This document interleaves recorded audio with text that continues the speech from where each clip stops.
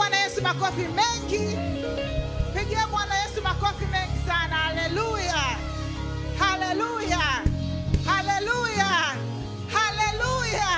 Haleluya. Haleluya. Bwana Yesu asifiwe. Kaa katika kiti chako kizuri sana.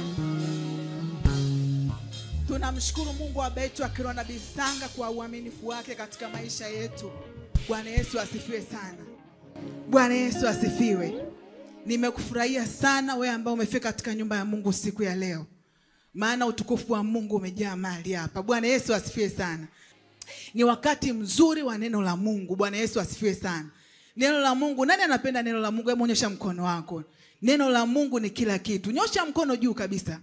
Hebu mpigie Bwana Yesu makofi. Tumepata tena muda mwingine mzuri kwa ajili ya kujifunza neno la Mungu. Bwana Yesu asifiwe sana. Kwa ajili ya kupewa maarifa. Kama tunavyojua sisi ambao ni watoto wa Baba yetu wa Kiroho Nabii Sanga, tunalishwa kila siku ufunuo. Bwana Yesu asifiwe.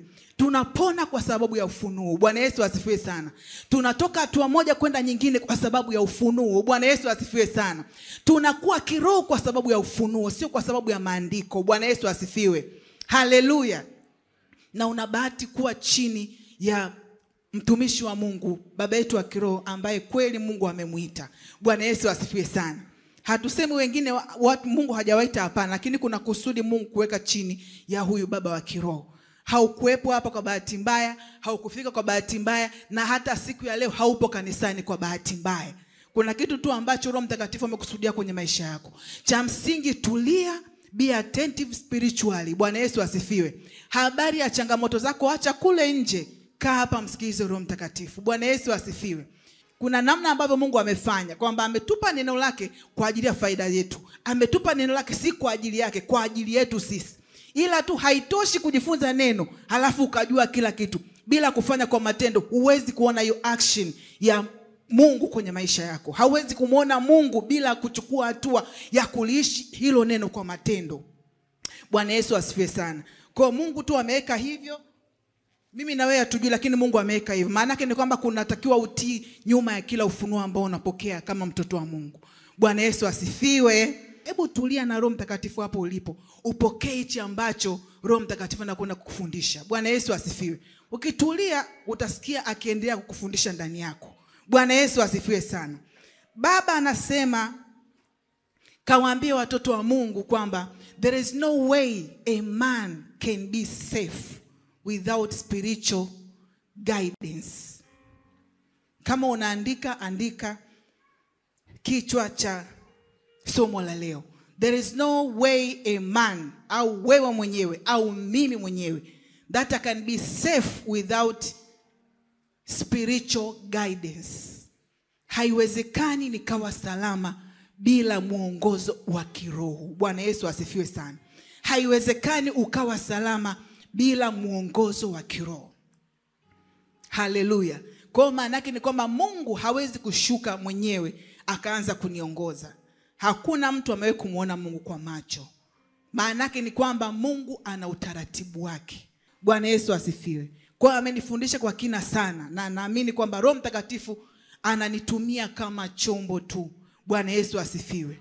Haiwezekani ukawa salama bila guidance ya kiroho. Kwa hiyo akanifundisha sana kwamba ufalme wa Mungu, anasema mtu anapookoka anatakiwa kuelewa kwamba anaingia ndani ya ufalme kamili. Yaani ni authority. Ni ufalme wa kiungu, ni ufalme wa Mungu ambao una taratibu zake ziko pale. Bwana Yesu asifiwe sana. Kwa hiyo kuna taratibu, kuna sheria, kuna mpangilio, kuna maagizo, kuna kila kitu ambacho kinaupasa ufalme ndani ya ufalme wa Mungu. Kwa ufalme wa Mungu ni hakika, na ufalme wa Mungu upo.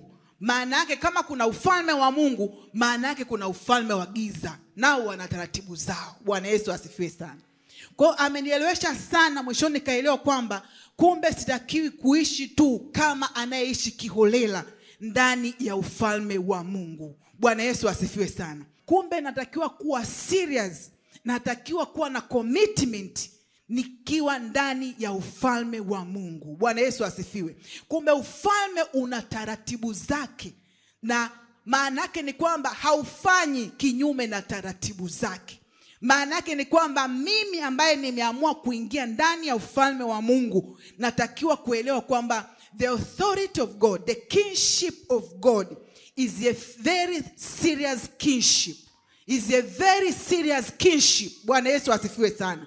Kwa maana yake kama nimeokoka au kama umeokoka, tambua kwamba kuna maelekezo na kuna utaratibu ndani ya ufalme, ili kuepuka kuishi tu kama mtoto asiyekuwa na uelekeo, ili kuepuka kuteseka na kulia kama mtoto asielewa kwamba yuko ndani ya ufalme wa namna gani. Bwana Yesu asifiwe sana. Kwa anasema kwamba hakuna namna mimi Neema naweza kuwa salama bila muongozo wa kiroho, without spiritual guidance. Spiritual guidance is very important. Kwa namna ambavyo Mungu ameweka au amefanya au ana operate, ni kwamba anatumia utaratibu. Kama vile ilivyo katika nchi, hapawezi kuwa na marais wawili. Bwana Yesu asifiwe sana. Rais lazima awe mmoja tu, na mamlaka hiyo ni kwamba tu rais anakuwa pale mbele, lakini the whole kingship ni Mungu yuko nyuma yake. Bwana Yesu asifiwe sana. Katika ulimwengu wa roho, anasema kwamba Mungu anawaweka watu, anaweka mamlaka yake ndani ya mtu. Mamlaka kamili ya Mungu inakuwa ndani ya mtu. Bwana Yesu asifiwe sana.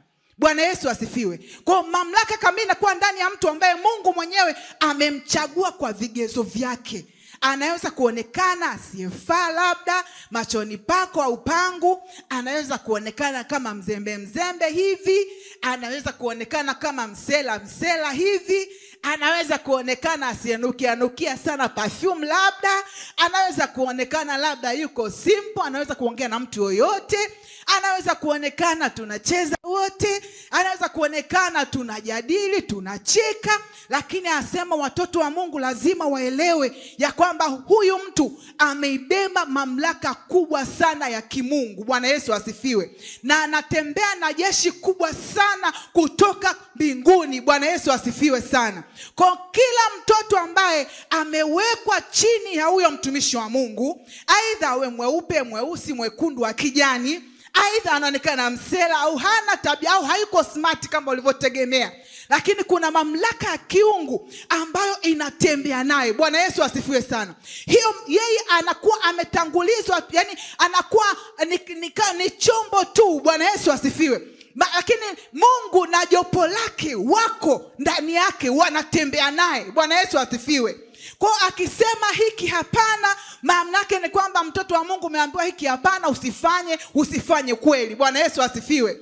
Akisema hiki kinaelekea hivi, kinaelekea kweli. Akisema hiki kitatokea hivi, kinatokea ukweli. Bwana Yesu asifiwe sana. Usipokubali kuishi maisha ya uhalisia, kuwa na commitment, reality life ndani ya huu ufalme, utakuwa mtoto wa Mungu aliyeokoka, lakini utakuwa ni mtoto wa kulia tu kila siku. Bwana Yesu asifiwe sana. Utakuwa mtoto wa kulia tu kila siku. Anasema Mungu humtuma mtumishi wake kwa ajili yako. Sema kwa ajili yangu. Jinyoshie mkono mwenyewe. Anasema Mungu anamtumaga mtumishi wake kwa ajili yangu mimi. Bwana Yesu asifiwe.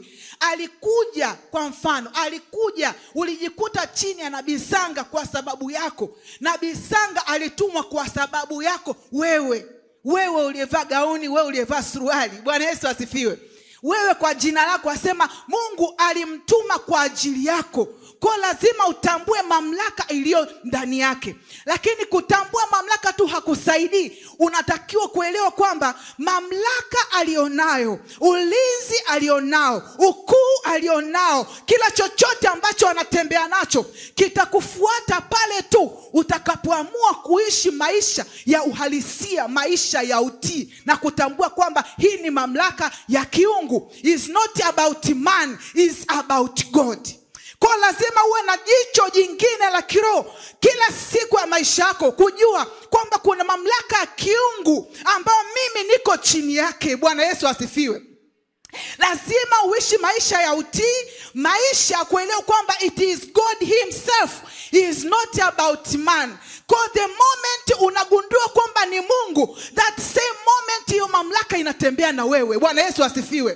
The moment unagundua kwamba ni Mungu, that the same moment hiyo convoy ambayo inatembea naye inahamia kwenye maisha yako. Bwana Yesu asifiwe. Inahamia kwenye familia yako. Kila unapotembea hiyo convoy ambayo iko kwa baba yako wa kiroho, hiyo convoy inatembea na wewe. Bwana Yesu asifiwe. Kila unapokuwa ile wingu linakuwa na wewe. Kwa maana yake ni kwamba sio kila mtu anayesema Nabii Sanga ni baba yangu wa kiroho ni kwamba hii mamlaka inatembea naye. Hapana, ni mpaka yule ambaye anaitambua na kutembea katika utii kwa kuelewa kwamba this is God. It is not about man. It is not Riziki Sanga. It is Jesus Christ himself. Bwana Yesu asifiwe sana. Walikaa kule mbinguni. Isa alichukuliwa akajikuta yupo katika mazingira ambayo mfalme wa ajabu yupo.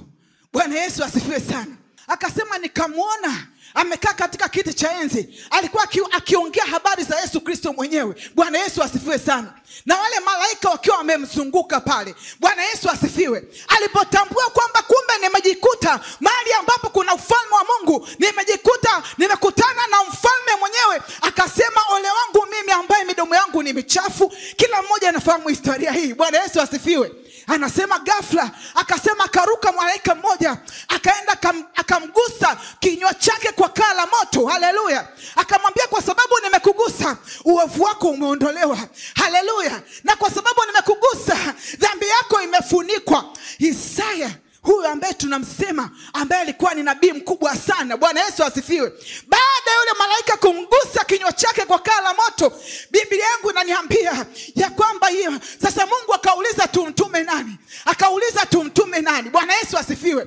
Lilikuwa limekaa jopo kule mbinguni, lakini wakaulizana sasa tumtume nani? Maana yake ni kwamba lazima kulikuwa na signal. Huyo malaika alipotoka kwenda kwa Isaya na kumgusa kinywa chake kwa kaa la moto, maana yake ni kwamba lazima ilikuwa uovu wake kusafishwe na dhambi yake ifunikwe. Then akasema tumtume nani? Isaya akawa sharp kusema nitume mimi. Bwana Yesu asifiwe sana. Lakini alisema tumtume nani kwa niaba yetu? Tumtume nani aende mbele yetu? Kwa sababu watu wale ni vipofu. Tumtume nani kwa wana wa Israeli? Haleluya. Bwana Yesu asifiwe. Ni mtume nani aende kwa niaba yetu? Asema tumtume nani atembee apite mbele, aonekane mbele. Tumtume nani? Tumtume nani Tanzania, Dar es Salaam pale eneo la Makongo? Tumtume nani pale eneo la Kibaha Makongo? Tumtume nani? Bwana Yesu asifiwe. Kwa maana yake ni kwamba hii ni cabinet ya mbinguni inakaa kuchagua, kutafuta mtoto wa Mungu ambaye yuko tayari kwa ajili ya kutumwa kwenda kufungua nafsi za watu, kwenda kuokoa nafsi za watu, kwenda kukua na watoto wa Mungu ambao wako duniani, ambao walikubali kumpokea Yesu kwa Bwana na Mwokozi wa maisha yao, kuongoza watoto wa Mungu, kulinda nyumba za watoto wa Mungu, nafsi za watoto wa Mungu. Anasema hawa watumishi ni watumishi ambao they are after the souls of people. Wako kwa ajili ya nafsi za watu. Haleluya. Wako kwa ajili ya kuguide watoto wa Mungu ambao wako tayari kuitii hii mamlaka. Bwana Yesu asifiwe. Watumishi wako wengi, lakini wa kweli wa Mungu, those genuine people, genuine servants, they are very few. Kwa maana yake ni kwamba hiyo nafasi ambayo Mungu amekuweka chini yake kupitia huyu mtu ambaye unamuona mbele yako, yamkini ukamuita Sanga, yamkini ukamuita Riziki, yamkini ukamuita Baba Wedi, lakini Mungu hayuko kwenye majina unayemuita. Mungu yuko nyuma ya huyu mtu. Bwana Yesu asifiwe. Na utatembea na convoy yake kama utatambua kwamba unatakiwa kuitii mamlaka, kama unatakiwa kuitii authority, kutembea katika maelekezo, kutembea katika maagizo, kutembea katika maelekezo ya kimungu. Bwana Yesu asifiwe. It is God himself ambaye yuko nyuma ya watu wa namna hii. Haijalishi ni kabila gani. Bwana Yesu asifiwe. Mungu angalie kabila. Mungu angalii kabila. Mungu angalii udhaifu wa mtu. Habari ya udhaifu wa mtu ni wewe tu unauona, ama ni mimi tu nauona. Lakini Mungu, he is not after the weakness of a person. Mbona Mungu alimchagua Suleimani kuwa mfalme? Je, Suleimani hakuwa mwana wa uzinzi? Bwana Yesu asifiwe. Suleimani hakuwa mwana wa uzinzi. Lakini tofauti ya Absalom na Suleimani, maana yake ni kwamba watoto hawa wakati wanakaa na baba yao, Absalom alikuwa ameshajihesabia haki ya kwamba mimi ni mtoto wa halali, mimi ni mtoto wa ndani ya ndoa, kwa hiyo ufalme wa baba yangu ni ufalme wangu. Bwana Yesu asifiwe. Huyu Suleimani alikuwa akiishi, Biblia anasema alikuwa ni mpole sana, alikuwa ni mtaratibu sana, mtu ambaye aliona kwamba inawezekana kwamba sina chochote. Kwanza mimi ni mtoto wa mwanamke wa nje, mimi ni mtoto wa mama mdogo. Akaanza akasema kwamba ndani ya moyo wake akawaza tu, akasema kwamba salama yangu hapa ni kuishi na baba yangu kama baba yangu wa kiroho, sio baba yangu wa kimwili. Bwana Yesu asifiwe. Kwa alifungua macho yake kuishi na Daudi kama baba yake wa kiroho, akaanza kufuata maagizo na maelekezo ya baba wake wa kiroho. Alipoanza kuishi na baba yake kama baba wake wa kiroho na hata sio baba mzazi, ile mamlaka ya kiungu ikamchagua Suleimani, ikaachana na Absalom. Alikuwa akiona kwamba ile ni haki yake, kwamba alizaliwa nje ya ndoa. Hiyo haikuwa habari ya Mungu. Bwana Yesu asifiwe.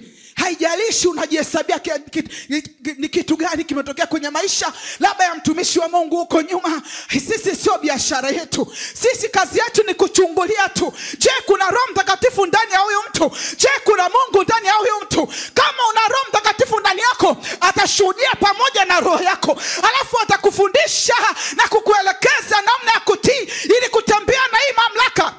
Bwana Yesu asifiwe.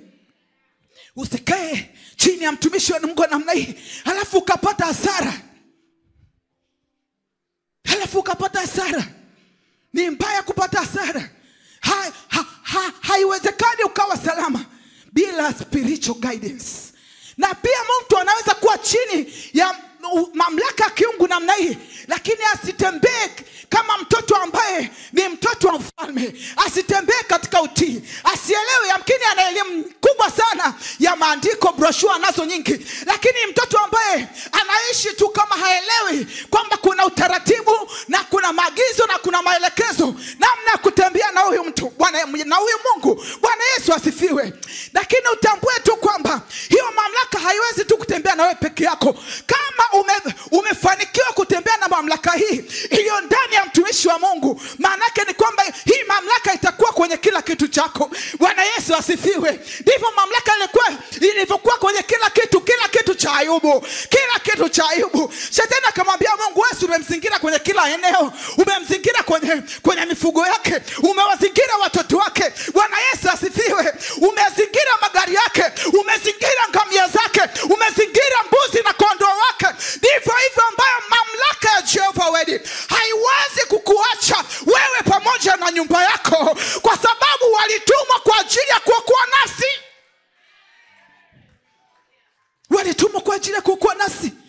Bwana Yesu asifiwe. Anasema kwa kutii kwake mtu mmoja watu wote walihesabiwa kuwa hali ya haki. Akasema kwa pamoja na mateso aliyokuwa amepitia Yesu, pamoja na kwamba alijifunza utii kutokana na yale mateso, lakini alikuwa sababu kwa kila ambaye alikuwa anatii. Alikuwa sababu ya wokovu kwa kila aliyekuwa anaitii mamlaka. Maana jina la Yesu sio jina la Yesu ni mamlaka kamili ya kiungu. Anasema amekuwa sababu ya wokovu kwa kila anayemtii. Bwana Yesu asifiwe. Kwa unapoendelea kutii, kuna wokovu unatembea na mimi. Kwa kila tendo moja la kutii, kuna action inatokea. Kwa kila tendo moja la kutii, kuna action inatokea. Maana Mungu sio mdhalimu. Bwana Yesu asifiwe. Hasubiri ukatii miaka 20 ndipo afanye. Kila action unaofanya Mungu anafanya. Kila action unaotii Mungu anafanya. Kuna kitu kinatokea katika kila kitu ambacho unakitii kama maelekezo chini ya baba yako wa kiroho. Kuna kitu kinatokea. Bwana Yesu asifiwe. Unapofundishwa kila siku masomo, kuna kitu kinatokea unapoanza kutembea kwenye yale masomo. Unapofanya hatua moja, kuna kitu kinatokea. Haleluya. Mungu akamwambia Musa, ni kitu gani hapo hicho ambacho unacho mkononi? Akasema nao fimbo. Akasema itupe chini. Alipotii Musa chini ikageuka kuwa nyoka. Bwana Yesu asifiwe. Unaomba kwa ajili ya vitu gani? Mungu anakupa maelekezo unayafanya au unaishi tu? Alipomwambia kwamba mshike mkia, akamshika mkia, akageuka kuwa fimbo. Alipomwambia kwamba chukua mkono wako weka kifuani, alipoweka kifuani mkono ukawa na ukoma. Kila kitu ambacho unatii kuna action inafanyika hata kama huoni kwa macho. Kuna wokovu unaendelea hata kama huoni kwa macho. Wenye vifungo vya ulevi vinawachia familia yako hata kama huoni kwa macho. Bwana anashughulika na chanzo cha shida zako hata kama huoni kwa macho. Kazi yako ni kutii tu. Asema kawa sababu ya wokovu kwa kila mtu anayemtii. Hebu soma Biblia yako kitabu cha Isaya mlango wa 6, nitaanzia mstari wa 3. Wakaitana kila mmoja na mwenzake wakisema, mtakatifu, mtakatifu, mtakatifu ni Bwana wa majeshi. Dunia yote imejaa utukufu wake. Bwana Yesu asifiwe sana. Isaya alijikuta katikati ya convoy ya mfalme wa mbinguni. Alijikuta mbinguni akimuona mfalme pamoja na convoy yake. Anasema na misingi na vizingiti ikatikisika kwa sababu ya sauti yake aliyelia, nayo nyumba ikajaa moshi. Ndipo niliposema, ole wangu, kwa maana nimepotea, kwa sababu mimi ni mtu mwenye midomo michafu, nami ninakaa kati ya watu wenye midomo michafu, na macho yangu yamemuona mfalme wa majeshi. Huu ndio ufalme ambao mtoto wa Mungu ambaye ameokoka, ambaye uko serious, uko ndani yake. Anasema na macho yangu yamemuona mfalme wa majeshi. Anasema kisha mmoja wa maserafi wale akaruka akanikaribia, naye alikuwa na kala moto mkononi mwake, ambalo alikuwa amelitwaa kwa makoleo toka juu ya madhabahu. Akanigusa kinywa changu kwa kaa hilo, akaniambia, tazama, hili limekugusa midomo yako, na uovu wako umeondolewa, na dhambi yako imefunikwa. Bwana Yesu asifiwe. Watumishi wa Mungu wanakuwa wameshaandaliwa na Mungu muda mrefu. Kabla hujakutana na mtumishi wa Mungu, mpaka Mungu kumchagua kufika hatua ambayo wewe umekutana nayo, hata kama kwa sababu ametumwa kwa ajili yako, Mungu alishamuandaa. Bwana Yesu asifiwe. Kwa kuna vitu yamkini ukaviona ya kwamba ni shida kwa mtumishi, ya kwamba ni tatizo kwa mtumishi. Anasema Mungu haangalii hayo. Bwana Yesu asifiwe. Mungu haangalii hayo. Na ndio maana Miriam na Haruni walipoanza kumkosoa Musa, Mungu aliwatokea tu akawaambia, hakuna mtu aliye mwaminifu na mkamilifu kama Musa ndani ya nyumba yangu. Bwana Yesu asifiwe. Maana yake ni kwamba hayo yote ambayo wewe unaweza kuyaona, Mungu aliyaona tokea zamani, lakini Mungu aliamua kumchagua ili akae ndani yake kwa ajili ya kuokoa. Kwa maana yake unapokuwa na mlezi wa kiroho, tambua kwamba uko pale kiroho. Tambua kwamba hakutambui kimwili, lakini anakutambua kiroho. Bwana Yesu asifiwe. Tambua kwamba ameibeba vita yako, kwa sababu Mungu alikupeleka chini yake. Mungu hakukupeleka chini ya mwanadamu. Mungu amekupeleka chini yake mwenyewe. Bwana Yesu asifiwe. Amekupeleka chini ya mtu ambaye yamkini macho yako yakamhukumu, yakini macho yako yakamwona vingine, lakini amebeba uungu ndani yake. Huyo ameibeba vita yako. Kama utakaa sawa sawa kwa kujitambua na kujielewa ya kwamba niko chini ya mamlaka ya kiungu, kila itwapo leo niko chini ya mamlaka ya kiungu, kila itwapo leo mimi ni mtoto wa Jehova Wedi, kila nitwapo leo Mungu anapigana vita yangu, kila itwapo leo mimi na nyumba yangu tuko chini ya mamlaka ya kiungu, utaona Mungu akitembea na maisha yako na nyumba yako na familia yako, in the mighty name of Jesus. Sio kwa habari ya maombi. Unaweza kusema mimi naomba sana. Mimi hata nyumbani kwangu mimi naomba. Sio kwa habari ya maombi, my dear. Sio kwa habari ya maombi. Alisema amekuwa sababu ya wokovu kwa kila anayetii. Hakuwa sababu ya wokovu kwa kila anayekesha kuomba. Hakuwa sababu ya wokovu kwa kila anayejua kuongea kwa lugha. Hakuwa sababu ya wokovu kwa kila anayejua kuja kanisani. Amekuwa sababu ya wokovu kwa kila anayetii kila anachoelekezwa, kwa kila anayetii kila anachofundishwa, kwa kila anayetii ujumbe wa Mungu. Amekuwa sababu ya wokovu bila kutumia jasho, bila kukesha, bila mahangaiko, bila kilio. Anakuwa wokovu kwenye maisha yako. Bwana Yesu asifiwe.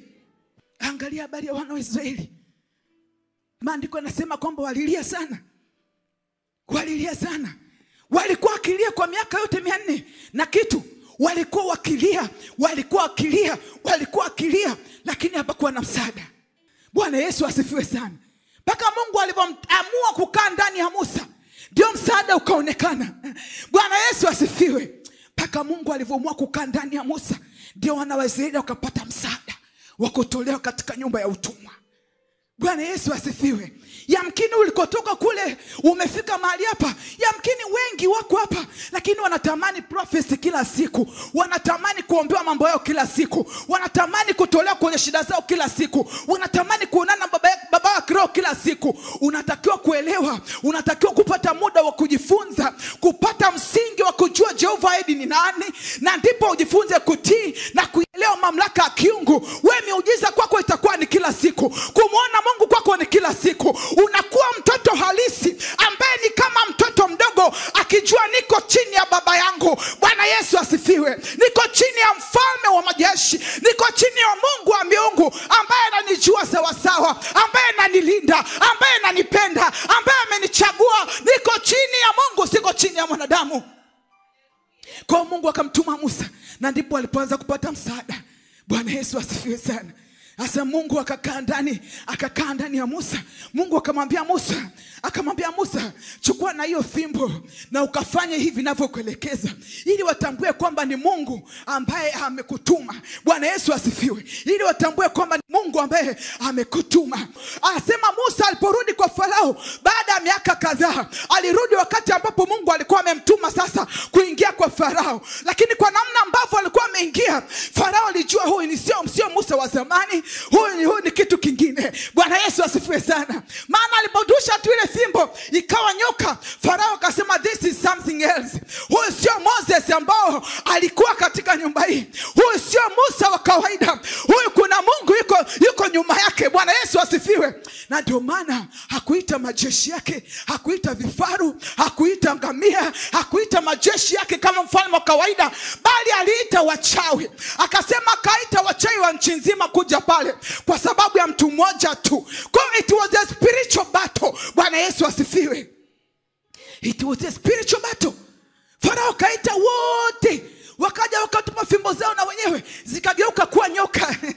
Bwana Yesu asifiwe. Wasijue kwamba yule Musa alikuwa amembeba Muumba mbingu na nchi.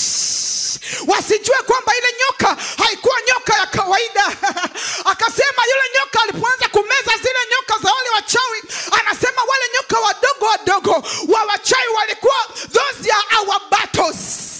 They are our battles. Anasema unaweza kuwa na vita milioni moja, lakini kwa sababu uko chini ya baba ambaye Mungu anaishi ndani yake, anasema ndio maana yule nyoka alivimeza vile vijoka vidogo. Anasema wale nyoka wanawakilisha vita yako. Yawezekana una vita 200, vita 1000, vita za namna gani, lakini tambua uko chini ya mamlaka, na hii mamlaka imeibeba vita yako. Hii mamlaka inahusika na kila kitu cha maisha yako. Hii mamlaka inaongoza maisha yako. Hii mamlaka inabadilisha vitu kwenye maisha yako. Unatakiwa kuitambua mamlaka, kuitii mamlaka, kutembea katika mamlaka kama mtoto.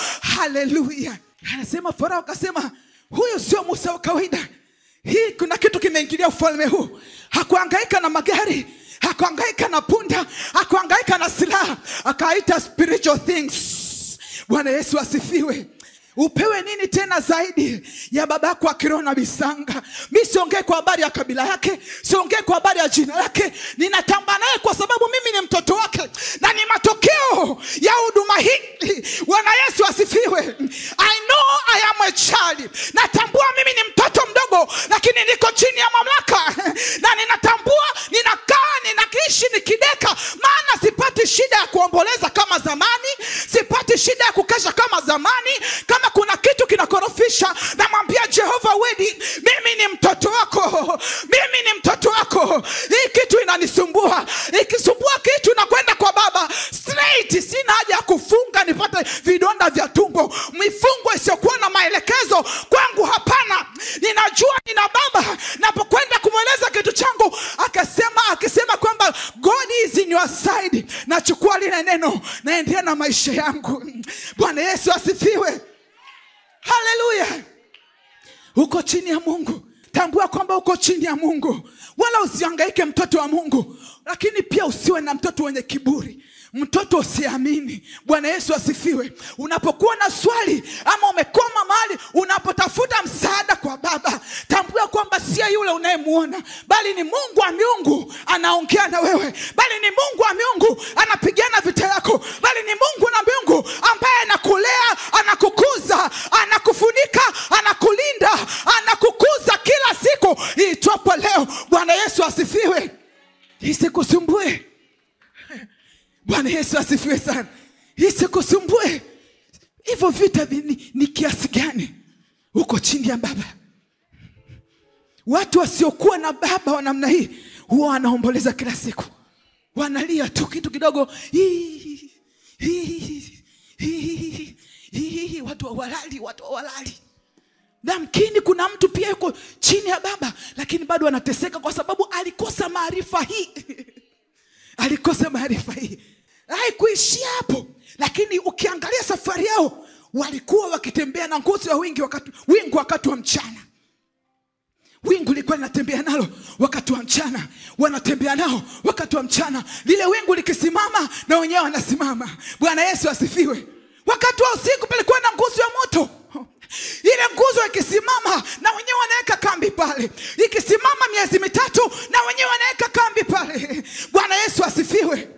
Mungu aliamua kufunua vile ili kutujulisha sisi kizazi cha sasa, karne ya sasa, ya kwamba ukiingia katika ufalme wa Mungu kuna wingu linatembea na wewe.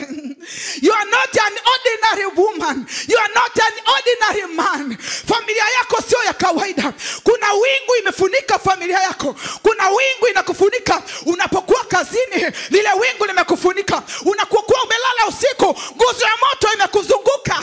Ndio maana Mungu akafunua wakati wa Ayubu. Ile kama shetani anasema mbona umemzunguka kwa wigo? Ulikuwa wigo wa moto.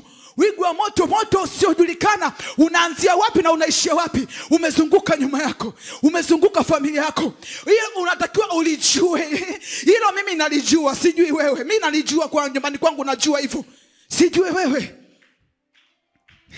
Bwana Yesu asifiwe sana. Hiyo mamlaka itatembea na wewe ikiwa unajitambua. Ikiwa sio mtoto mkaidi, sio mtoto mwenye kiburi, sio mtoto mwenye kukosoa. Kila unachokikosoa katika huduma unamkosoa Mungu. Bwana Yesu asifiwe. Kila unachoona hicho hakifai unamkosoa Mungu. Watoto wengi sana wameondoka chini ya watumishi na walezi wa kiroho wa kweli kwa sababu ya maneno. Kwa sababu wewe unautii na umekaa na Mungu sawa sawa, kuna ulinzi wa kimungu unatembea na wewe. Adui anasema nitampataje neema? Natumia mtu. Nani yupo karibu na neema? Natumia mtu. Bwana Yesu asifiwe. Kama una mlezi wa kiroho na unaamini kwamba amembeba Mungu, adui hawezi kukupata kirahisi. Aidha atatumia mtu ambaye ni rahisi kukutoa. Bwana Yesu asifiwe sana. Kwa akianza kumkosoa mlezi wako wa kiroho, hiyo ni ataki kwako, sio kwa mlezi wa kiroho. Kumbuka hiyo. Hayo ni mashambulizi kwako, sio kwa mlezi wa kiroho. Tunapokuja makanisani na kuzoeana na watu hapa, adui anapitia watu hapa. Nimeona watu wakiondoka katikati ya safari zao. Na baadhi ya watu nimekuwa nikisikia vibaya sana ndani yangu. Mbona safari ya mtu ilikuwa nzuri, amebadilika, nuru imeanza kuangaza maisha yake na nyumba yake, katikati ya safari anaondoka kwa sababu ya maneno ya watu. Bwana Yesu asifiwe.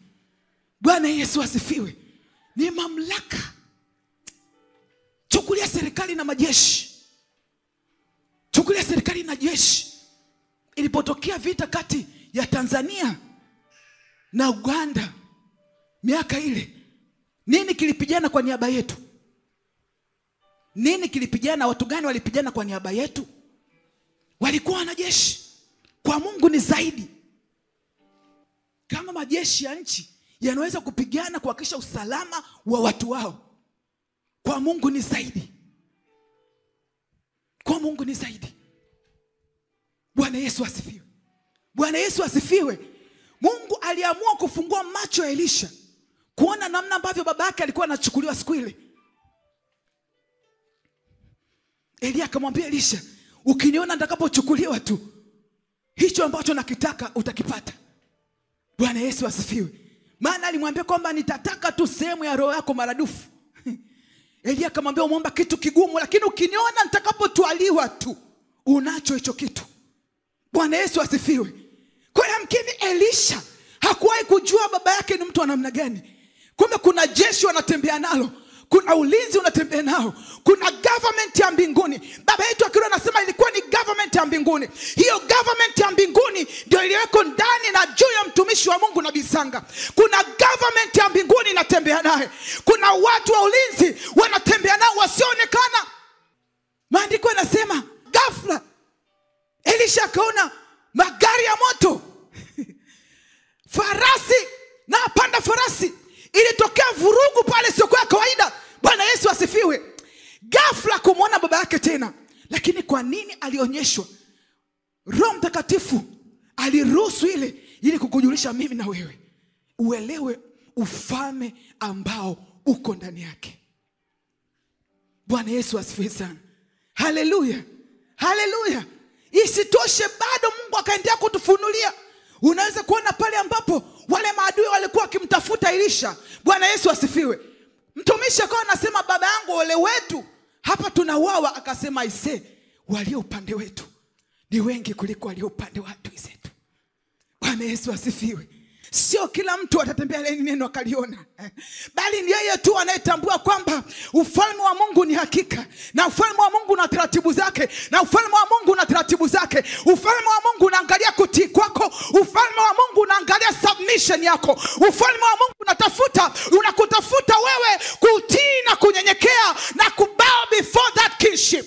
Bwana Yesu asifiwe. Sio tu kwamba wote walio upande wako ni wengi kuliko walio upande wa adui. Kama unaishi katika ufalme wa mbinguni, ndani ya ufalme huu wenye nguvu, kama mtoto asiyejielewa anayeweza kutii maelekezo ya Mungu, anayemchukulia mtumishi wa Mungu kama poa, maana yake ni kwamba neno hili alikuhusu. Bwana Yesu asifiwe. Hivyo ndivyo Mungu alivyoweka. Mungu hawezi kushuka duniani akaanza kuniambia Neema fanya hiki, Neema fanya kile. Hivyo ndio utaratibu tu ambao ameuweka. Ni utaratibu ambao umeweka. Kama nitatii na kusubmit na kunyenyekea na kutambua kwamba na submit chini ya Yesu Kristo, na kutambua kwamba na submit chini ya Jehovah Word, na kuamua ndani yangu kuwa na commitment, basi hilo jeshi ni la kwangu. Na hii ni halisi na hakika. Walio upande wangu ni wengi, hawawezi kunifikia hakika, kwa sababu kila kilichomzunguka baba yangu ndicho kimenizunguka mimi. Kilichomzunguka baba yangu kimeizunguka safari yangu, kinaniongoza, kimezunguka nyumba yangu. Hicho kilichomzunguka ndio cha kwangu. Because I am a child of God. I am not a child of Riziki Sanga. I am a child of God. Bwana Yesu asifiwe. When I bow before him, I bow before Jesus. I bow before the kingship, the kingdom of heaven. I bow before the kingdom of heaven. Mungu ndivyo alivyoweka hivyo tu. Nikinyenyekea na kusubmit na kutii na kutembea katika maelekezo, huo ufalme ni wa kwangu. Haijalishi nimevaa gauni ya masketi, huo ufalme ni wa kwangu. Bwana tunamuona Mama TB Joshua pale. Hallelujah. Kuna siku aliongea na mimi mtu mmoja aliyepewa kibali cha kutafsiri katika moja ya mkutano. Anasema yule mama nilipokaribia tu, sijawahi kumkaribia hata siku moja. Anasema nilipomkaribia nilikuwa nasikia sensation ya machozi. Anasema anatembea na jeshi ambalo ni kubwa, ambalo alionekani. Anasema nilikuwa naogopa kuendelea kumsogelea kwa karibu, maana machozi alikuwa ananitoka bila kulia. Huo ndio uwepo wa Mungu. Uwepo wa Mungu unatembea na watoto wa Mungu. Sio habari ya kusema neema neema, hapana. Hiyo neema ipo tu, itatembea na wewe kama utatambua ya kwamba it's about Jesus Christ. It's about obedience. It's about submission. It's about commitment yako binafsi. Sio commitment yako kwa sababu mume amekuwa committed, hapana. Kama mume hana commitment, wewe mwanamke kuwa committed kwa Jehovah Word. Mungu sio dhalimu, atatembea hata na huyo. Kama mume mke wako haiko committed, hebu tembea na Jehovah Word. Tambua kwamba umebahatika sana kwa chini ya Jehovah Word. Hallelujah. Chukua message hii na uifanyie kazi in the mighty name of Jesus Christ. Kuzi wa wingu ilikuwa ikitembea nao wakati wa mchana, wakati wa usiku moto ukiwazunguka. Hii ni halisia, haiwezi kubadilika. Be committed. Bwana Yesu asifiwe. akasema waambie watoto wa Mungu haiwezekani wakawa salama without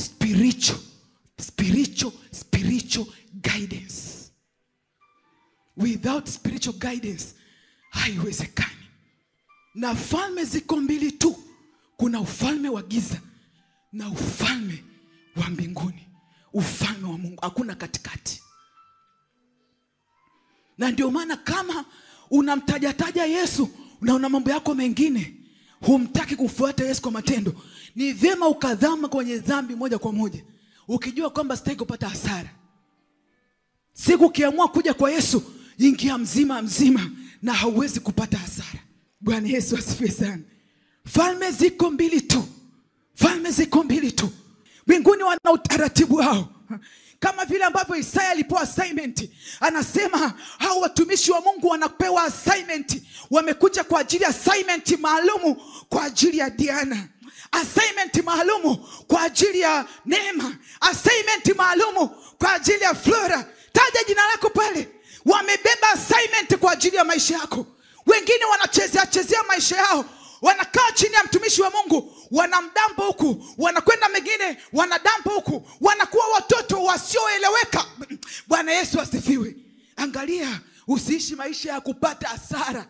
Kuna assignment maalumu, na ufalme wa Mungu una sheria na taratibu zake ambazo ni muhimu ukatembea katika hizo taratibu. Kwa habari ya utii, ni lazima ili utembee utii, maana yake ni kwamba ambao umebebwa na submission ndani yake, ambao umebebwa na commitment ndani yake, ambapo umeamua kabisa kwamba mimi namfuata Yesu, natembea katika maagizo yake, mimi ni mtoto wa Mungu hakika. Bwana Yesu asifiwe sana. Kama Mungu aliruhusu tufahamu kwamba kuna majeshi, kuna uwepo wa Mungu mkubwa, kuna ufalme wa Mungu ambao ulikuwa unatembea na Elisha, haikufunuliwa kwa ajili ya Elisha, ni kwa ajili yako. Bwana Yesu asifiwe. Ni kwa ajili yako. Ni kwa ajili yako. Angalia maisha ya Sauli. Angalia maisha ya Paulo. Angalia maisha ya Paulo. Kuna wengine wanasema mimi nikiomba namuonaga Yesu, nikiomba naona hivi, nikiomba naonyeshwa kile, nikiomba naonyeshwa kile. Hiyo haikufanyi uone kwamba hakuna mamlaka. Maana hata Sauli alimuona Yesu. Nani amewahi kumuona Yesu hapa? Akafunga macho akasema, nani wewe Bwana? Akasema, ni mimi Yesu unayeniudhi. Alikuwa akiwatesa watumishi wa Mungu, lakini Yesu anamwambia, ni mimi unayeniudhi. Bwana Yesu asifiwe. Alafu tazama namna ambavyo alikwenda, pamoja na kwamba alikotokewa na Mungu, lakini Mungu alimjulisha kwa kutueleweshwa sisi sasa ya kwamba nenda kwa wanafunzi wangu, nenda kwa Anania. Bwana Yesu asifiwe. Angalia Mungu alivyokuwa na utaratibu. Nenda kwa Anania. Na baada ya Anania kumwachilia, akasema akaenda kwa mitume akina Petro. Maandiko yanasema ambao walikuwa na sifa. Walikuwa na sifa ya kuwa nguzo. Sema ya kuwa nguzo. Pamoja na kwamba alitokewa na Yesu, lakini bado Mungu alimtuma kwa hao mitume. Asema ambao walikuwa na sifa ya kuwa nguzo. Na walipofika, anasema walipoitambua ile neema ambayo Mungu aliweka ndani ya Paulo, anasema wakawapa mkono wa shirika. Nini maana mkono wa shirika? Kwamba tuko pamoja, tuko ufalme mmoja, we are together, tunaongea lugha moja. Bwana Yesu asifiwe. Tunaongea lugha moja. Pamoja na kwamba alikuwa muuaji na mchinjaji na mtukanaji, lakini sasa tuko ufalme mmoja. Wakampa mkono wa shirika. Tuko pamoja. We are in the same kingdom. We are in the powerful kingdom. Tunaifanya kazi moja. Tunaongea lugha moja. Baba yetu ni moja. Mungu wetu ni moja. Lakini angalia sasa, pamoja na kumpa mkono wa shirika, walimpa utaratibu. Sema utaratibu. Kwamba tunakuachilia, lakini hili la kuangalia masikini usiache kulifanya. Bwana Yesu asifiwe.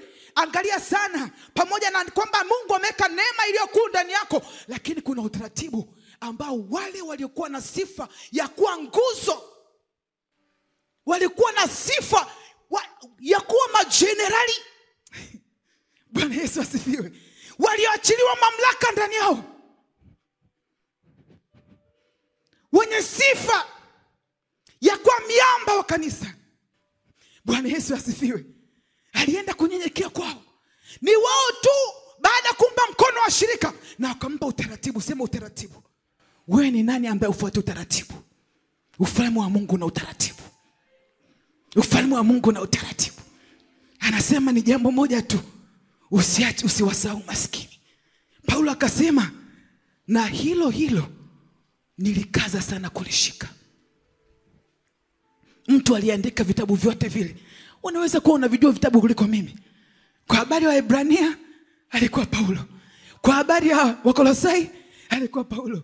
Kwa habari ya Warumi alikuwa Paulo. Alikuwa na mafunuo ya kiasi gani? Alikuwa na injili ya kiasi gani? Hata sasa dunia inaokoka kwa sababu ya Paulo. Watu wanamjua Yesu kwa sababu ya Paulo. Bwana Yesu asifiwe.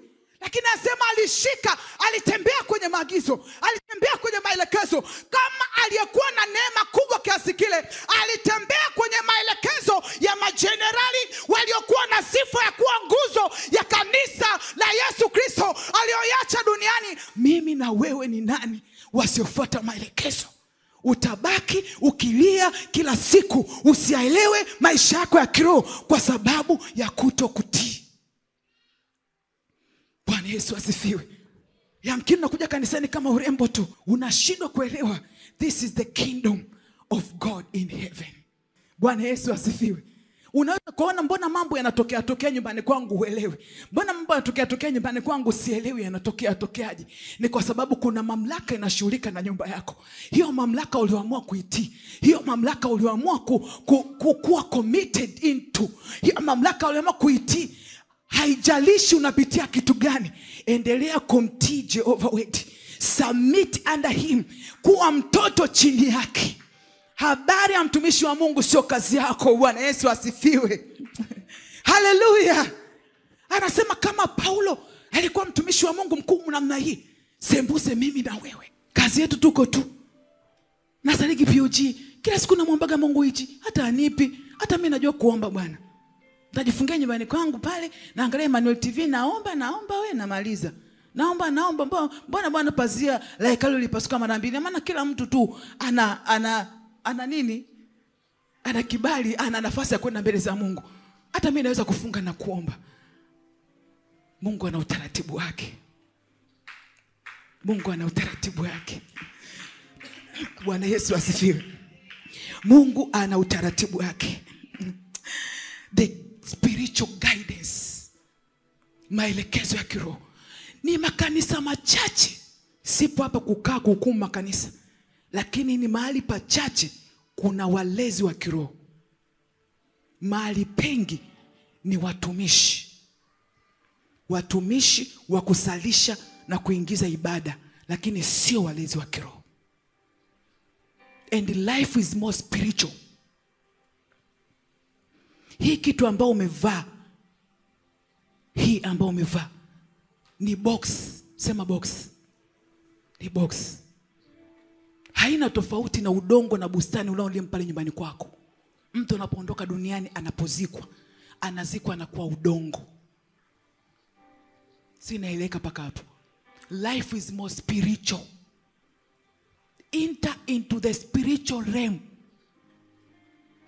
Penda maisha yako ya kiroho yakue.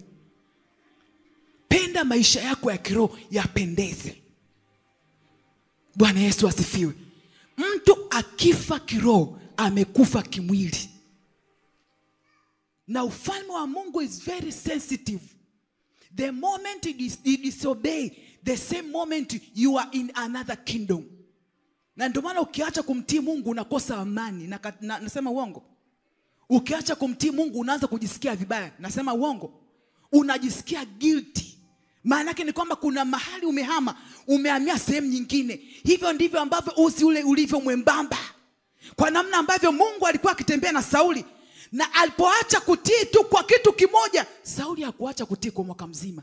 aliacha kutii mahali pamoja tu alipokuwa ametumwa kwenda kupigana na kuua Amaleki wote. Bwana Yesu asifiwe. Na sio kwamba hakuua kabisa, aliua, lakini aliacha baadhi ya vitu, sema baadhi ya vitu. Lakini bado Mungu akasema nimemkataa Sauli. Akasema nimemkataa Sauli. Nani anaweza kufungua kitabu cha Zaburi? Lakini wakati unasikiliza, tamani kutembea katika hichi ambacho naongea. Is very important. Is very very important. Siku ya leo nilikuwa naelekezwa vitu vya ndani mno. Vya ndani mno. Wakati baba anaongea na mimi, nikakumbuka kitu ambacho nilikiona. Kuna siku nilikuwa naomba pale pale Kibaha. Nilikuwa kwenye madhabahu moja hivi. Nilikuwa naomba, nikaona picha. Nadhani mshawahi kuona picha ya simba. Bwana Yesu asifiwe. Simba akiwa na mtoto wake. Nilichokiona kama ni simba mkubwa sana, lakini kuna katoto kadogo ka simba. Bwana Yesu asifiwe. Bwana Yesu asifiwe. Kwa baba alivyokuwa anakielekeza somo hili siku ya leo, wakati nilipoona ile picha, nilisikia maelekezo ndani yangu ya kwamba nikasikia, yani namna ambavyo nilikuwa napata maelekezo ni namna ambavyo nilikuwa nasikia raha kubwa.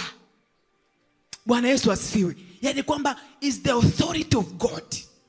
Yani unakuwa umeingia, unakuwa guided. Hakuna kitakachoweza kukugusa. It's like simba na katoto kake. Bwana Yesu asifiwe. Kwamba je, kitu gani kitaweza kumjeruhi mtoto wa simba? Bwana Yesu asifiwe. Mtoto wa simba anaposema kwamba wanapokugusa wanagusa mboni ya jicho langu, nimekuchora katika vitanga vya mikono yangu. Bwana Yesu asifiwe. Amekuchora katika vitanga vya mikono. Anapokugusa amegusa mboni ya jicho la baba yako wa mbinguni. Ni kama simba ambaye yuko round. Mtoto hawezi kuwa na wasiwasi kwa sababu mtawala yuko pale. Mtoto hawezi kuwa na wasiwasi. Lakini until you submit under this authority, mpaka utakaposubmit kwenye authority, ukajua kwamba kuna authority ya kimbingu, ukajua kwamba niko ndani ya mbingu ambayo iko duniani, niko ndani yake.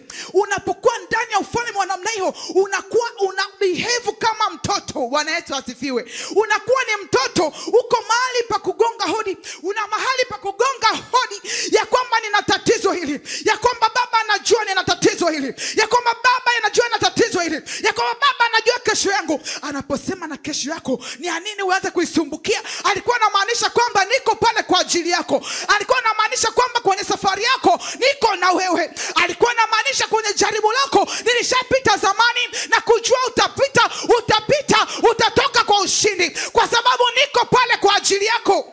This is the authority of heaven on earth. Na miujiza huu ufalme unatembea na mtoto mmoja tu ambaye ameamua kumfanya Jehova Wedi kwa ndio baba yake. Ameamua kumfanya Jehova Wedi kwa ndio Mungu wake. Sio mtoto wa kuigaiga maisha ya watu. Ni mtoto ambaye ana maisha yake binafsi na mahusiano yake binafsi na Roho Mtakatifu. Unajua Roho Mtakatifu alikuwa hapo wakati wa uumbaji. Unajua Roho Mtakatifu aliumba dunia. Anashindwa kuumba kitu gani kwenye maisha yako? Anashindwa kupigana vita yako? Anashindwa kujua nini kinakusibu kesho? Anashindwaje kujua utakula nini kesho? Anashindwaje kujua utavaa nini? Anasema mwanangu, siku ya leo geuka unitii. Rudia upendo wako wa kwanza. Rudi kwenye mahusiano yako ya kwanza. Rudisha mahusiano na mimi. Rudisha mahusiano na mimi. Yamkini kuna wengi wameingia kwenye ufalme wa mbinguni lakini hawapei maelekezo tena kwa sababu walikuwa ni wakaidi. Haupokei tena maelekezo kwa sababu ulikuwa ni mkaidi. Kwa sababu hauna utayari wa kufuata maelekezo. Wewe upo kwenye hili jumba la wokovu kama fashion tu. Upo kama fashion tu, ijulikane na neema ameokoka. Usiwe mlokole akapata hasara. Usiwe mlokole ambaye unakuja kupata hasara. Bwana Yesu asifiwe. Anasema ukitii, anasema anajitukuza ndani yako. Sifa ya baba yetu na sifa ya ufalme, wewe unapenda kujionyesha kwamba hauwezi kushindwa, haujawahi kushindwa na hautashindwa hata milele. Una sifa ya kujionyesha ndani ya konsolata ya kwamba mimi niko ndani ya konsolata. Mnapomgusa konsolata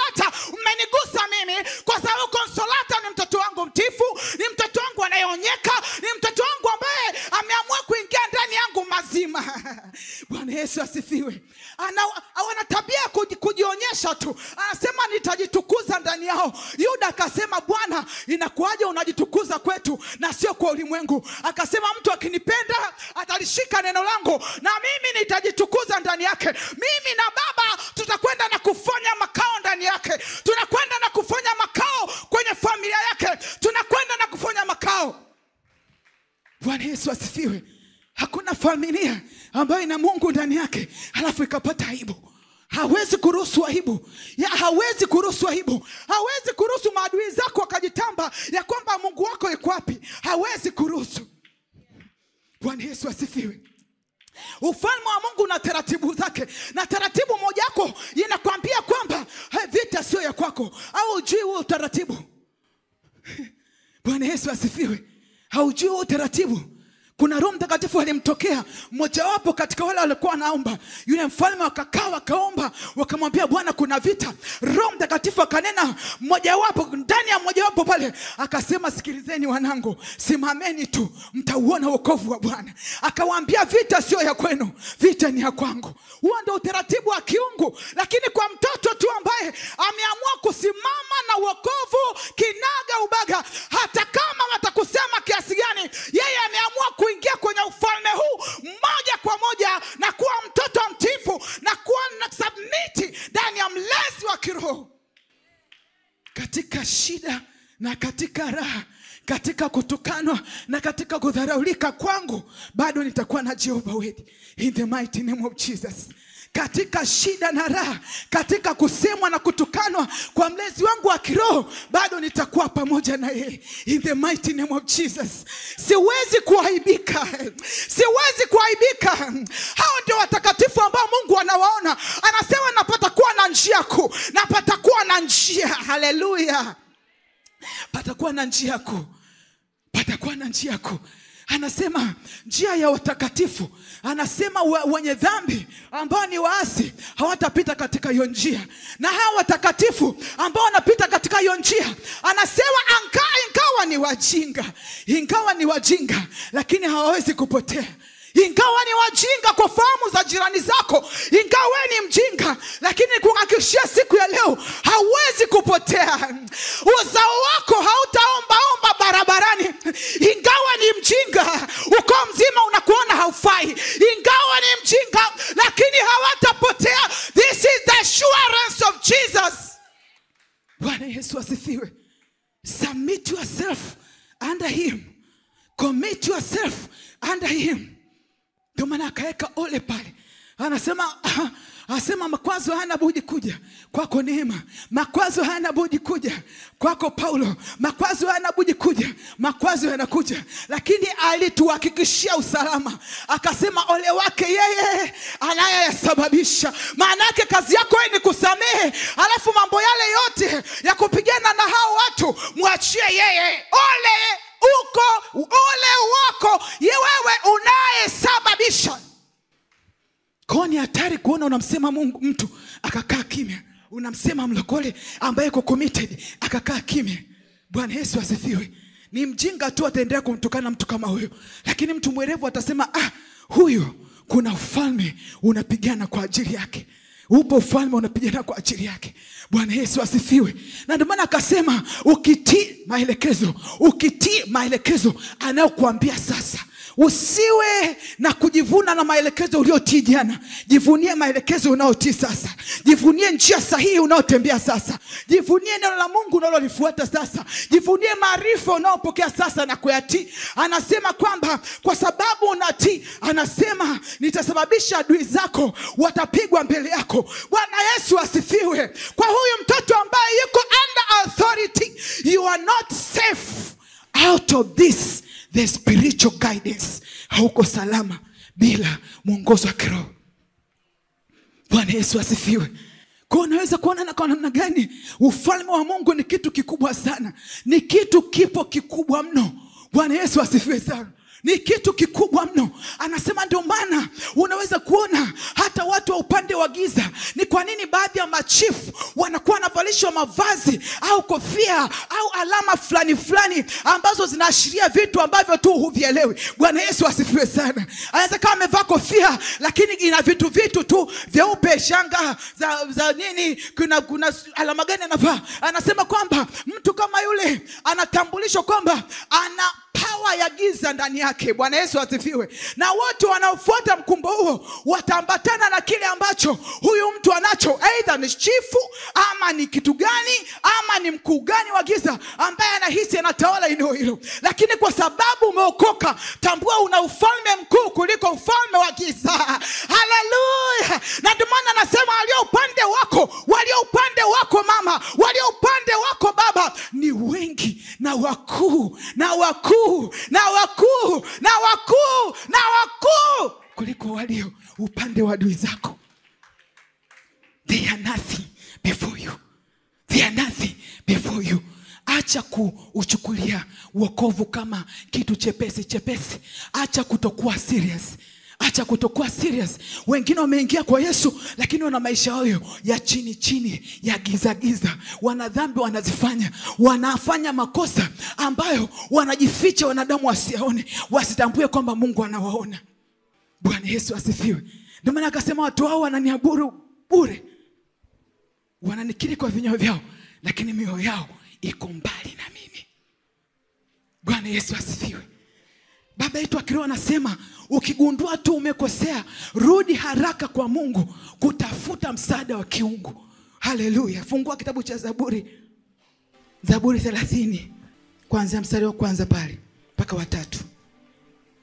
Anasema Bwana, nitakutukuza kwa maana umeniinua. Nitakutukuza kwa maana umeniinua, wala hukuwafurahisha adui zangu juu yangu. Bwana Mungu wangu. Sasa sikiliza sana mstari wa 2. Bwana Mungu wangu, nalikulilia ukaniponya. Umeniinua nafsi yangu, Bwana, kutoka kuzimu. Umenihuisha na kunitoa miongoni mwao washukao shimoni. Bwana Yesu asifiwe. Huyu anayeongea maneno haya alikuwa ni mfalme lakini pia ni prophet. Ni mtumishi wa Mungu. Mstari wa 2 na 3 unasema nalikulilia ukaniponya. Umeniinua nafsi yangu Bwana kutoka kuzimu. Dada anasema mtu unapokuwa umemkosea Mungu, napokuwa nimedisobey, anasema mara moja nakuwa nimehama kutoka katika ufalme wa nuru kuingia katika ufalme wa giza. Maana yake ni kwamba Daudi alijiona kabisa ya kwamba ni hali nilionayo sio ya kawaida. Bwana Yesu asifiwe. Hapa nilipofika si pa kawaida. Unapojiona tu kuna mahali umekosea, fanya juhudi za kurudi haraka sana. Bwana Yesu asifiwe. Ni kama alivyofanya Yona. Alidisobey God, akajikuta kwenye tumbo la samaki. Je, ile sio kuzimu? Ile sio kuzimu? Yona anatufundisha nini?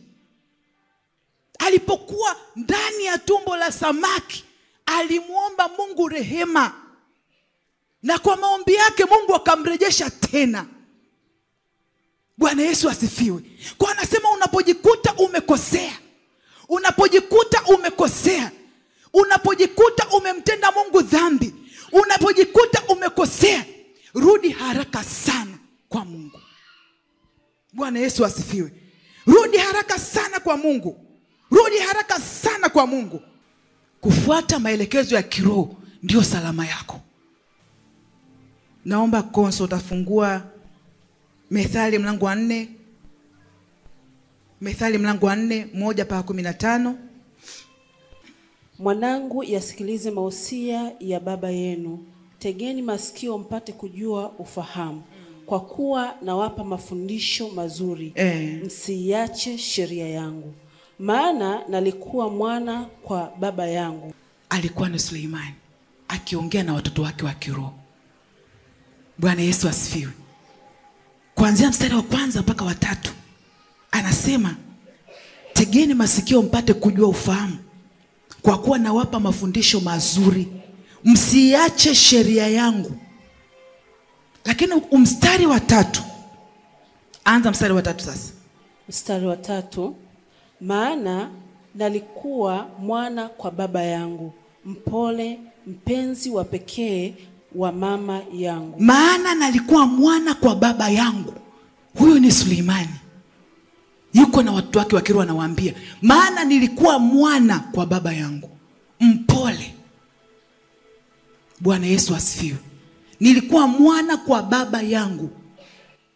Remember, this is the word of God.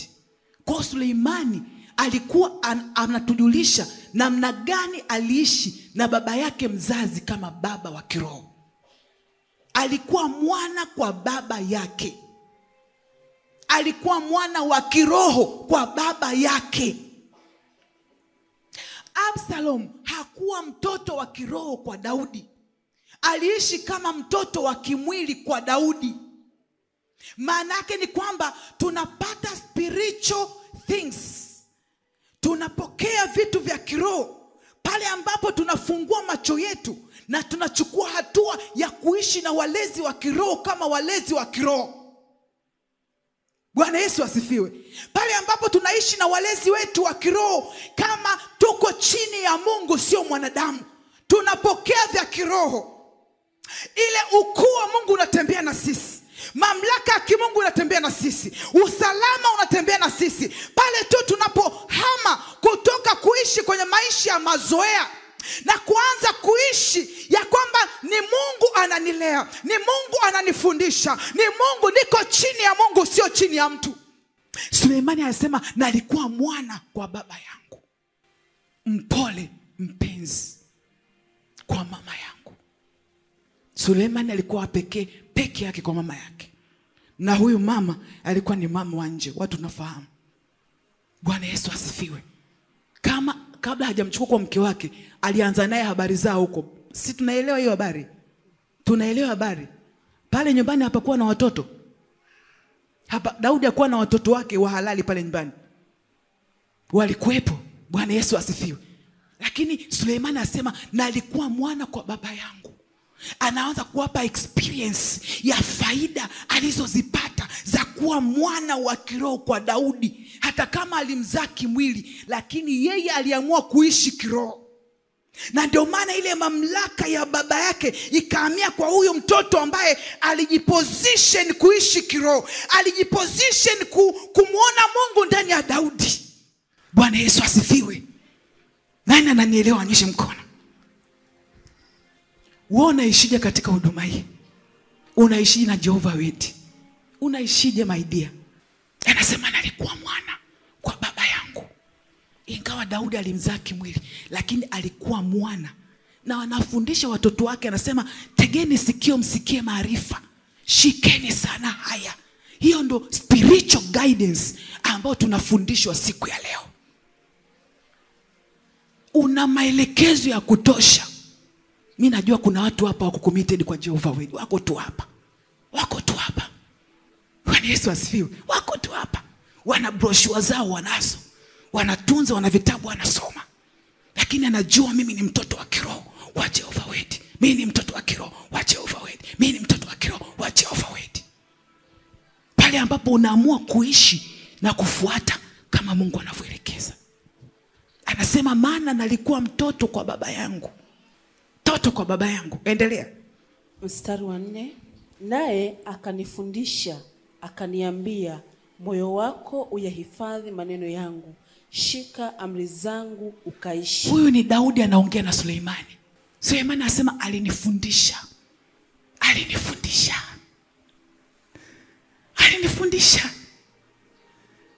Hakusahau baba yake alipokuwa anamfundisha.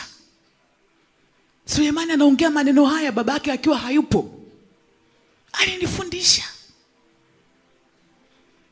Baba yako amekufundisha mno. Baba yako akiroho amekufundisha mno.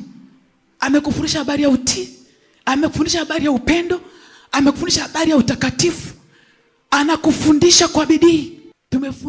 Tumefundishwa mno. Mpaka anaamua kurahisisha, anaona bora niweke masomo haya katika fomu ya kitabu. kikiwa ni kitabu, watoto wataelewa zaidi. Huo ndio upendo wa Mungu tuliye naye. Nasema alinifundisha.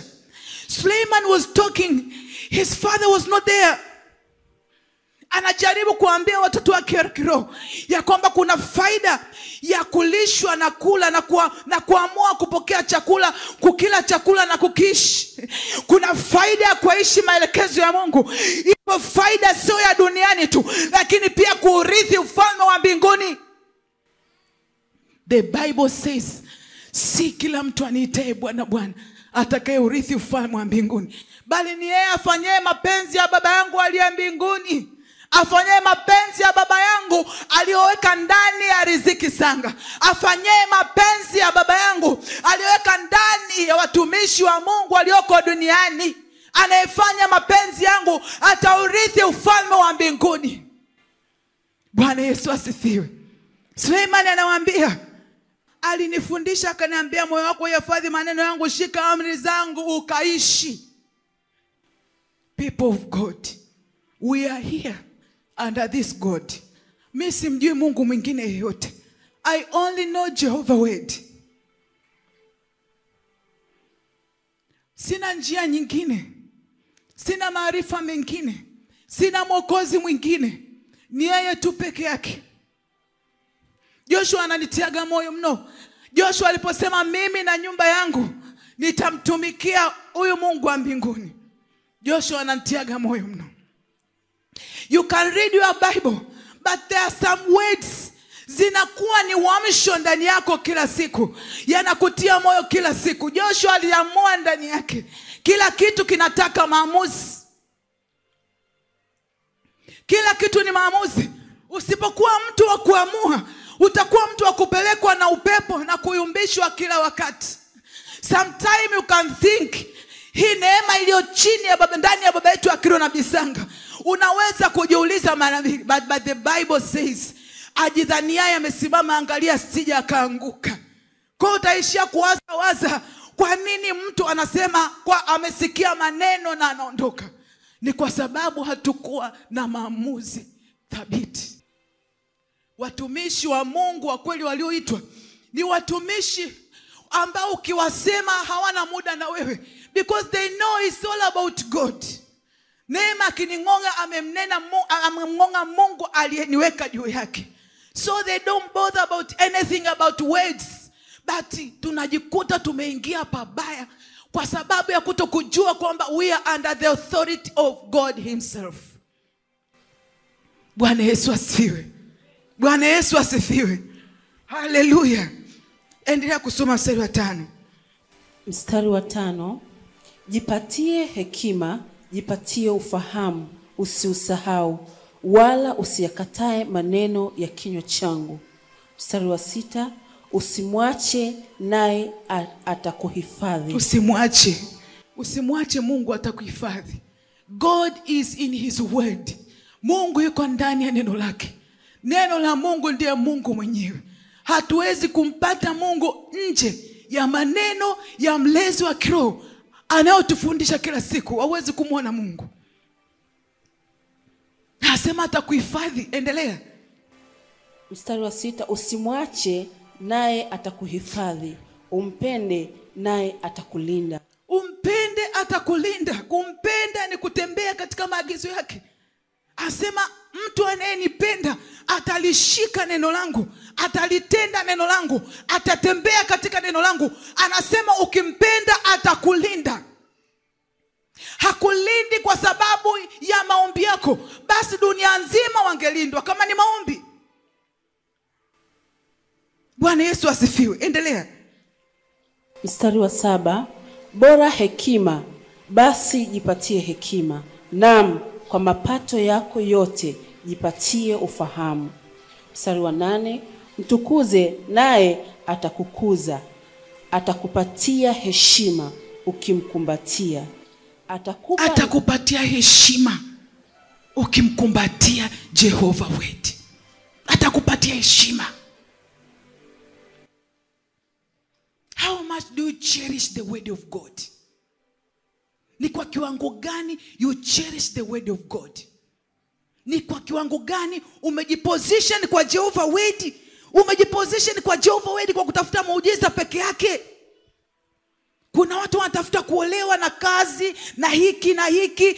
Mungu akishafanya hiki anataka kingine, anataka kingine, sio mbaya. Lakini sikiliza majibu hayo. Atakutukuza, atakukuza. Umpende naye atakukuza, atakutukuza, atakulinda, atakuheshimisha. Spiritual guidance. Bwana Yesu asifiwe. Hallelujah. Mistari mingine utaenda kusoma kwa wakati wako. Naomba ukasome sana hiyo Mithali 4 mstari wa kwanza mpaka 15. Andika kwenye daftari lako kama hujaandika. Joshua mlango wa kwanza utasoma 5 mpaka 9. Joshua mlango wa kwanza 5 mpaka 9. Neno la Mungu linasema, hapata kuwa mtu yeyote atakayeweza kusimama mbele yako siku zote za maisha yako. Kama nilivyokuwa pamoja na Musa, ndivyo nitakavyokuwa pamoja na wewe. Sitakupungukia wala sitakuacha. Mstari wa 5 unasema, uwe hodari na moyo wa ushujaa, maana ni wewe utakayewarithisha watu hawa nchi hii niliyowapia baba zao ya kwamba nitawapa. Mstari wa 7 unasema, uwe hodari tu na ushujaa mwingi, uangalie kutenda sawa sawa na sheria yote aliyokuamuru Musa mtumishi wangu. Usiiache kwenda mkono wa kuume au mkono wa kushoto, upate kufanikiwa sana kila uendako. Mstari wa 8 unasema, kitabu hiki cha Torati kisiondoke kinywani mwako, bali yatafakari maneno yake mchana na usiku, upate kuangalia kutenda sawa sawa na maneno yote yaliyoandika humo, maana ndipo utakapofanikisha njia yako, kisha ndipo utakapositawi sana. Mstari wa 9 na mwisho unasema, je, si mimi niliyekuamuru? Uwe hodari na moyo wa ushujaa, usiogope wala usifadhaike, kwa kuwa Bwana Mungu wako yu pamoja nawe kila uendako. Bwana Yesu asifiwe. Joshua was obedient to God. Joshua alikuwa mtii mno kwa baba yake.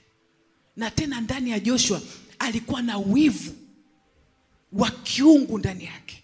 Bwana Yesu asifiwe sana. Alikuwa na wivu wa kiungu ndani yake. Hallelujah. Ukiangalia mstari wa 5 anasema, kama nilivyokuwa pamoja na Musa, ndivyo nitakavyokuwa pamoja na wewe. Mamlaka ya kiungu iliyokuwa ndani ya Musa ilihamia kwa Joshua. Bwana Yesu asifiwe. Ilihamia kwa Joshua. Asema, kama nilivyokuwa pamoja na Musa, ndivyo nitakavyokuwa pamoja na wewe, mtoto ambaye alikuwa mtoto wa Musa.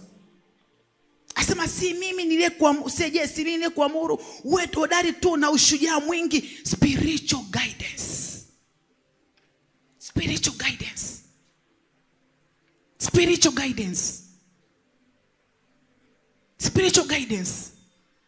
Mtumishi wa Mungu ana mamlaka mno kubwa. Kama Paulo aliweza kuwakabidhi watu, imagine binadamu kawaida, akawakabidhi kwa shetani awafundishe. Je, huyu alikuwa ni mwanadamu wa kawaida? Hakuwa mwanadamu wa kawaida. Aliwakabidhi watu wa binadamu, mimi kama mimi na wewe. Asema nimemkabidhi shetani awafundishe. Hiyo mamlaka ya kiungu. Bwana Yesu asifiwe sana. Kwa upo chini ya mamlaka ya kiungu. Kama we ni mgeni uko mahali hapa, nikwambie siku ya leo, ninaamini kuna siku utatambua kwamba kuna Mungu aliye hai mahali hapa. Bwana Yesu asifiwe sana. Kuna Mungu aliye hai mahali hapa. Timotheo wa kwanza mlango wa kwanza mstari wa 18 mpaka 20. Usisahau kwamba tunajifunza kwa habari ya spiritual guidance. Maelekezo ya kiroho chini ya mlezi wa kiroho, chini ya Mungu aliye hai. Tumeambiwa kwamba lazima uwe na jicho la ziada la kujua kwamba it's not about human beings, sio kwa habari ya mwanadamu, bali ni kwa habari ya Mungu aliye ndani ya mlezi wa kiroho. Bwana Yesu asifiwe sana. Sasa anza kusoma. Mwanangu Timotheo, na kukabidhi agizo hili liwe akiba kwa ajili ya maneno ya unabii yaliyotangulia juu yako, ili katika hayo uvipige vile vita vizuri. Uwe mwenye imani na dhamiri njema, ambayo wengine wameisukumia mbali, wakaangamia kwa habari ya imani. Mstari wa 20. Katika hao wamo Himeneo na Iskanda, ambao nimempa Shetani watu hao, ili wafundishwe wasimtukane Mungu. Hiyo ndio mamlaka ya kiroho. Bwana Yesu asifiwe sana. Hiyo ndio mamlaka ya kiroho. Ndio mamlaka ya kiroho. Mtumishi wa Mungu wa kweli, baba yetu wa kiroho anasema a genuine servant of God. Narudia tena, ameibeba mamlaka kubwa sana ya kiungu. Anasema hiyo ni mbingu duniani. Anasema anatembea na convoy kubwa isiyoonekana. Bwana Yesu asifiwe sana. Kwa hiyo ni kazi yako mimi na wewe ambao ni watoto wa Jehova Wedi kutambua kwamba kuna mamlaka ya kiungu ambayo inaweza kutembea na mimi pale ambapo nitaamua kuishi maisha halisi ya kutembea katika kile ambacho Mungu ananinacha kila siku, ananilisha kila siku, ananiongoza kila siku, ananiongoza. Asema hakuna namna hiyo mamlaka ya kiungu itatembea na mtoto ambaye haitii. Hakuna namna. Mungu atapigana vita yako. Anasema utabaki ukilia kila siku. Anasema huu ndio utaratibu wa kiungu, ya kwamba Mungu huwa anaenda mwenyewe. Anasema anatumia mwanadamu fronti pale, lakini anasema Mungu yuko na huyo mwanadamu, huyu Mungu aliyeumba mbingu na nchi. Anasema watu wengi wanalia mno kwa sababu ya kutokuelewa haya maelekezo ya kimungu. Kwa sababu ya kutokuelewa maelekezo ya kiungu. Bwana Yesu asifiwe. Na mimi naamini kama watoto wa Mungu wote wa dunia hii wangepata neema namna hii, mimi nakueleza, yani watoto wa Mungu, ufalme wa Mungu, yani ungejulikana kwa namna tofauti mno. Lakini kwa sababu tuna Mungu, lakini bado tuna maisha yetu binafsi. Tuna Mungu, tuna maisha yetu binafsi. Tuna Mungu, tuna utaratibu wetu binafsi. Tuna Mungu, tunafanya mambo yetu wenyewe binafsi. Kuna mambo unasema kama vile ni ya Mungu, haya mengine sio ya Mungu. Bwana Yesu asifiwe sana. Haleluya. Anatafuta watu wanaotii, na watu ambao wanaishi maisha yao halisi ya kiungu ndani ya ufalme wa Mungu. Bwana Yesu asifiwe sana. Maisha halisi. Ameongelea sana submission. Kumbe kuna namna ambavyo naweza kuwa chini ya mtumishi wa Mungu, lakini nikawa sijasubmit na mambo yangu mengine. Nitamtafuta tu mtumishi kwa sababu ninataka faida fulani. Nitamtafuta mtumishi tu kwa sababu kama naenda kwa mganga wa kienyeji. Nitamtafuta mtumishi kwa kitu changu temporary. Maana yake ni kwamba namtafuta Mungu kwa mambo yangu temporary. Bwana Yesu asifiwe. Lakini kwa mambo ambayo yananitaka obedience na commitment, kwa maagizo ambayo ni magumu sana, kwa maagizo ambayo naona hayaendani na hadhi yangu, hapo sipo tayari, siwezi kumwona Mungu. Kwa akasema waambie watoto wa Mungu, ufalme wa Mungu is a very serious kingdom. Yani ujitofautishe. Ya lazima watu waelewe kwamba wewe ni mtoto wa ufalme upi. Hakuna ufalme wa katikati. Hakuna ufalme wa katikati. Hakuna ufalme wa katikati. Kwa hata ufalme mwingine ule ambao sitaki kuutaja kwenye madhabahu hii, upo serious kwenye mambo yao. Bwana Yesu asifiwe. Utaona ulinzi wao wa giza ukikuzunguka, ukitii maelekezo yao, ukitii masharti. Au unasema uongo? Ukitii masharti. Na sasa kwa Mungu ni zaidi. Maanake ni kwamba hili somo likuhamishe siku ya leo kuelewa kwamba ndani ya ufalme wa Mungu kuna raha. Ndani ya ufalme wa Mungu si lazima utoke jasho. Ndani ya ufalme wa Mungu una kazi ya kumtafuta Mungu na kumjua Mungu ni nani. Ndani ya ufalme wa Mungu unatakiwa kuitambua nafasi yako, ukae kwenye nafasi yako kwa uaminifu. Ndani ya ufalme wa Mungu unatakiwa kutambua kwamba unapotii na kukaa na kuwa na commitment, maana yake ni kwamba kuna baba ambaye anashughulika na mambo yako. Kwa si kila Kila neno kwenye Biblia linamfaa kila mtu aliyesema amesema sala ya toba, ameomba sala ya toba. Si kila neno linamfaa. Ndio maana maneno mengine tunakuwa tunaongea. Tunasema nitakalolifunga duniani na mbinguni linafungwa. Are you obedient to God? Are you obedient to God? Hilo neno is about authority. Bwana Yesu asifiwe. Anasema ombeni lote kwa jina langu. It is very true. Ombeni lote kwa jina langu. Lakini the name Jesus is light. Jina la Yesu ni nuru kwa mtoto anayetii. Kwa mtoto aliyejinyenyekeza. Kwa mtoto aliyejikabidhi kwa Mungu mzima. Jina la Yesu Kristo ni nuru. Ni wokovu. Kwa mtoto anayetii hahitaji kuita jina la Yesu mara 3. Kwa mtoto anayetii, hata kama akisema tu, anaomba tu, wakati mwingine hata wewe anapoomba uelewe lugha anayoomba. Lakini elewa tu kwamba Yesu kajaa ndani yake na Yesu ndio anaongea. Hana haja kutaja Yesu, kila mtu aelewe kuna Yesu. Yesu yupo ndani yake. Yesu ndio hiyo mamlaka ambayo anatembea naye. Hiyo mamlaka ni zawadi ya watoto wanaotii. Hiyo ndio zawadi. Hicho ndio tunakitamani. Tunatakiwa kutamani kwamba ninapowaza babangu ananisikia. That is another level. Anasema mjui kwamba yote mnayohitaji, asema baba yenu anajua mnayohitaji. Mnapoomba hamuhitaji kupayuka. Nani anapayuka? Ni mtu ambaye hana utaratibu, hana mazoea, hana utamaduni wa kutii. Lazima kila utakapokuwa unaomba unakuwa unapayuka.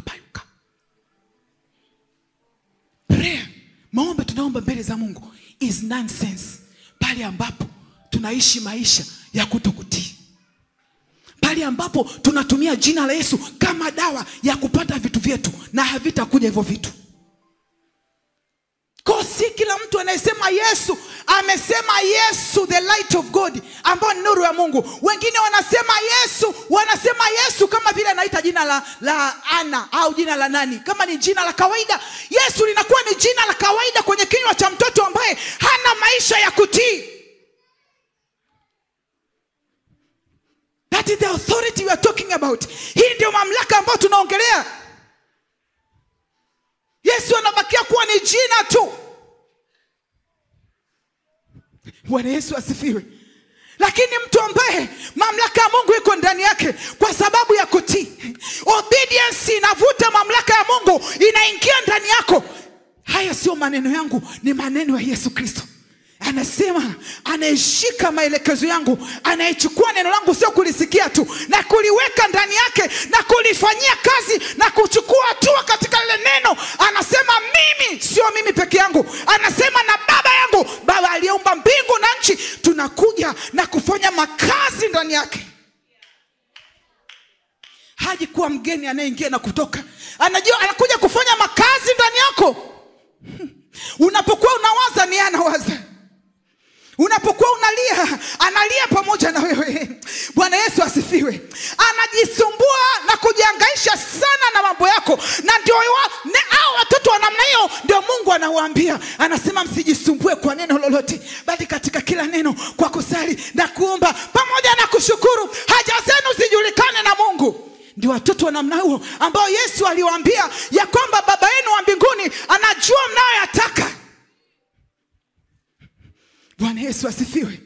Na ndio maana hata kupigana vita, kama tu ulisema sala ya toba, halafu ufuate hatua za Yesu, hujajinyenyekeza na kupiga magoti na kumpigia magoti na kujinyenyekeza na kusubmit under Jehovah word, vita unayopigana nayo, na ndio maana itoke ndani yako kila siku.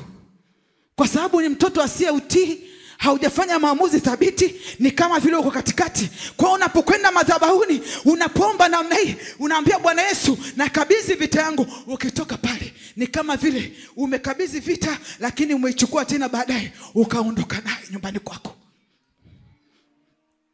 Unaondoka nayo nyumbani kwako.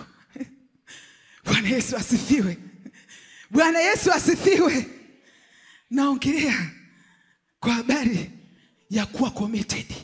Be committed to God. Fanya maamuzi. Kusema sala ya toba, Wakati mwingine mtu baada ya kusema sala ya toba, anapoingia tu ndani ya Yesu, anapokutana na maelekezo ambayo hawezi kuyafuata, anakuwa kwenye dilema. Bwana Yesu asifiwe sana. Na ndio maana Yesu anamwamini mtoto ambaye baada ya kuingia kusema sala ya toba, anaporuhusu jaribu fulani apitie, atamwamini huyo mtoto ambaye pamoja na kwamba ameruhusu jaribu, lakini mtoto aliendelea kukaza kwenda mbele. Aliendelea kukaza kwenda mbele. Aliendelea kukaza kwenda mbele. Aliendelea kukaza kwenda mbele. Anapoendelea kukaza kwenda mbele, maana yake ni kwamba anamwambia Bwana Yesu, wewe niamini tu. Mimi ni wa kuaminika. Wewe niamini tu. Mimi ni kuaminika. Ni kweli nimeamua kuokoka. Ni kweli nimeamua kukufuata. Ni kweli nimeamua kukufuata. Wanakutandika fimbo, unaendelea tu. Ni kweli nimeamua kukufuata. Unaendelea kumlilia Mungu, haurudi nyuma. Ndio maana wakati mwingine anaruhusu hivyo vitu, kuangalia ni nani ambaye alikuwa ni genuine kweli ananitaka. So salvation ni mchakato. Wokovu is a process. Wokovu ni process. Ndio maana anasema atakayevumilia mpaka mwisho ndio atakayeokoka. Bwana Yesu asifiwe. Haleluya. Haleluya. Amua sasa kuingia moja kwa moja. Amua kuingia moja kwa moja. Amua kuingia moja kwa moja. Kuna raha nyingi, na raha moja hapo ndo hizo. Somebody is fighting your battle. Somebody is protecting you. Hautoki jasho kumtafuta Mungu. Unapoamua kutii, hautoki jasho kumtafuta Mungu. Haumtafuti Mungu kwa tochi. Bwana Yesu asifiwe. Kuna siku moja Roho Mtakatifu alikuwa ananifundisha, akaniambia, nilikuwa naomba tu, akaanza kuniambia, anasema unajua, watu wengi wanapata shida, wanaomba mno. Watu wengi wanaombaga mno, lakini hawajui kama mimi nimejificha nyuma ya maelekezo yangu. Hawajui mimi nimejificha nyuma ya maelekezo yangu. Anasema mimi siangalie madhaifu ya mtu. Siangalie udhaifu wa mtu. Siangalie udhaifu wa mtu. Siangalie ana shida gani. Naangalia moyo tu. Huyu mtu anatamani kuendelea kunifuata. Mimi niko na pamoja naye. Anatamani kuendelea kunifuata. Mimi niko pamoja naye. Anasema watu wengi hawajui ya kwamba mimi nimejificha nyuma ya maelekezo yangu. Siangalie shida ya mtu. Akaniambia, unaweza kumkumbuka Rahabu? Nikasema ndio. Anasema mbona Rahabu niliingilia nyumba yake na kila kitu chake. Hakuwa prayer warrior Rahabu. Alikuwa nyumba yake wanaume wanaingia na kutoka wakimpa pesa. Lakini kwa sababu tu nilimchagua Rahabu kwa sababu ya moyo wake. Alikuwa ni mwepesi wa kusema ndio kwa maelekezo yangu. Bwana Yesu asifiwe. Wokovu katembea na nyumba yake. Akasema unajua kwa nini niliamua kufunua madhaifu ya Daudi, ingawa alikuwa ni mfalme mkubwa sana. Kwa nini niliamua kufunua madhaifu ya Daudi? Nilikuwa natamani muelewe ya kwamba hamtakiwi kujihukumu. Hautakiwi kujihukumu. Anasema naangalia moyo wa mtu anayetamani kunifuata bila kujua kwamba mbele kuna nini. Bwana Yesu asifiwe. Maana yake ni kwamba sio lazima uelewe kwamba nyuma hii speaker kuna dhahabu imefichwa, kwa hiyo unatakiwa kuifuata speaker. Anasema natamani mtu anayefuata hii speaker, anayefuata speaker bila kuelewa kwamba kule mbele ya speaker kuna dhahabu na fedha na utajiri ambao unamfuata, unamsubiri. Bwana Yesu asifiwe. Natamani mtu anayenifuata tu bila kujua mbele kuna nini. Hao ni watu wanaonipenda. Hao ni watu ambao wameamua kuwa pamoja na mimi, sio kwa sababu mimi ni tajiri, sio kwa sababu mimi na mali, sio kwa sababu fedha na dhahabu ni mali yangu, sio kwa sababu na uwezo wa kutoa mapepo, sio kwa sababu na uwezo wa kuponya. Wamenifuata kwa sababu wananipenda. Wamenifuata kwa sababu wako tayari kuwa na mimi hapa duniani na hata mbinguni. Bwana Yesu asifiwe. Hallelujah. So the kingdom of God is real. Ufalme wa mbinguni ni halisi. Usiishi maisha ya haste. Usiishi maisha ya haste. Usiwe mtu wa kutembea makanisa kutafuta miujiza. Muujiza wa kwanza ni kumtambua Mungu na kutembea katika maelekezo ya Mungu na kuzama ndani ya Yesu Kristo. Hapo una kila kitu. Jesus is everything you can think about. Na uzuri wa huyu Yesu ni kwamba ni mwaminifu, hana udhalimu ndani yake. Anasema mimi sio mtu hata niseme uongo. Anapokuambia jambo lake atalifanya. Ila tu anataka genuine people, watu ambao wako tayari kutembea naye. Anapotuma watumishi wake duniani, anapotuma watoto wake duniani, watambue kwamba Mungu yupo nyuma yao. Mungu yupo nyuma yao. Watambue kwamba ni Yesu Kristo anatembea duniani. Amekuja kuvuna nafsi, amekuja kuvuna maisha, amekuja kuokoa walevi, wazinzi, waongo. Amekuja kwa ajili ya kuokoa. Ni mimi Yesu nayeokoa. Don't be tempted. Usiingie katika majaribu ya kuwahukumu watumishi wa Mungu. Usiingie katika majaribu ya kuwakosoa watumishi wa Mungu. Usiingie na hali ya kuwa na mashaka. Anasema heri mtu yule asiyekuwa na mashaka na mimi. Heri mtu yule asiyekuwa na mashaka na Jehovah Wedi. Heri mtu yule asiyekuwa na mashaka na Jehovah Wedi. Sasa wewe ueleweki uko upande gani? Uko unasali chini ya mti, au unasali kituo cha daladala, au unasali kanisa gani unasali? Unasali kanisa la Bukoba, la wapi? La Mwanza, la wapi? La Dar es Salaam? Ueleweki wewe ni mtoto wa nani? Haueleweki wewe ni mtoto wa nani? Hebu kaa chini ya mtumishi wa Mungu mmoja ambaye unajua huyu ni baba yangu, alafu muombe na kumwombea. Mwambie Bwana Yesu, shikilia mtumishi wako ili aweze kunielea sawa sawa, nikairithi ufalme wa mbinguni, asije akakengeuka. Kuna watu wengi wasioeleweka. Hao ndio watafuta miujiza hao.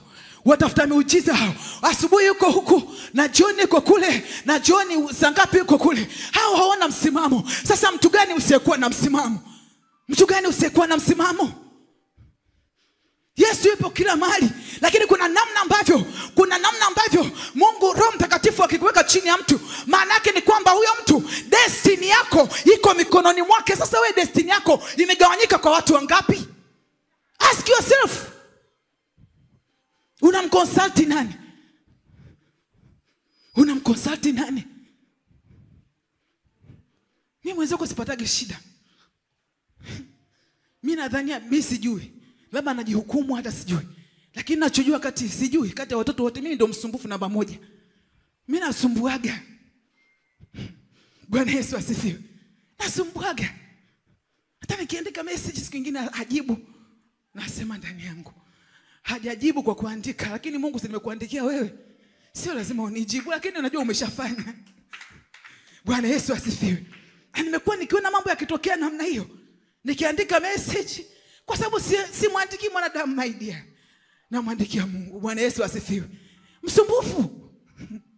Bwana Yesu asifiwe. Kama kati ya watu ambao wamebebwa kwa neema tu, mimi ndio mmoja hapo, kama jina langu lilivyo. Sijijui hata nimefikaje hapa, sijielewi kabisa. Maana msumbufu tu. Bwana Yesu asifiwe. Lakini Jehovah Wedi hajali usumbufu wako. Anaangalia moyo wako. Anajua mwanangu ananipenda. Kuna mambo tu yanamsumbua, lakini ndani ya moyo wake, deep inside, my daughter flani, my son flani, he love me. Nitamsaidia.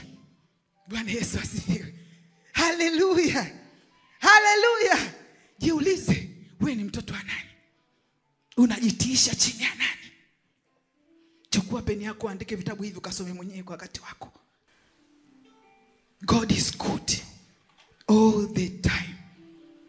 Shika sana maagizo na maelekezo ya mlezi wa kiroho, ndipo utakapoifanikisha njia yako, utakapositawi sana. Bwana Yesu asifiwe. Ndipo utakapofanikiwa mno. Andika hivi vitabu, vitakusaidia. Isaya mlango wa 6 mstari wa 1 mpaka 9. Wafalme wa pili mlango wa 2 7 mpaka 14. Wafalme wa pili mlango wa 2 7 mpaka 14. Fungua Zaburi 119 mstari wa 1 mpaka wa 9. Ukiwa na muda nyumbani kwako, soma hii Zaburi 119 yote nzima. Anasema heri waliokamili njia zao, waendao katika sheria ya Bwana. Waendao katika sheria ya Bwana. Heri wazitio shuhuda zake, wamtafutao kwa moyo wote. Mungu anawatafuta watu katika ufalme wake. Naam, hawakutenda ubatili, wamekwenda katika njia zake. Wewe umetuamuru mausia yako, ili sisi tuyatii sana. Ningependa njia zangu ziwe thabiti, nizitii amri zako.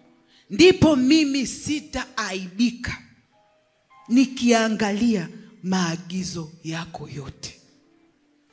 Ninaamini kuna watu wameelewa somo vizuri. Kama ulikuwa ni mtu wa kulia, haujitambui, kaa sawa sawa ndani ya Mungu.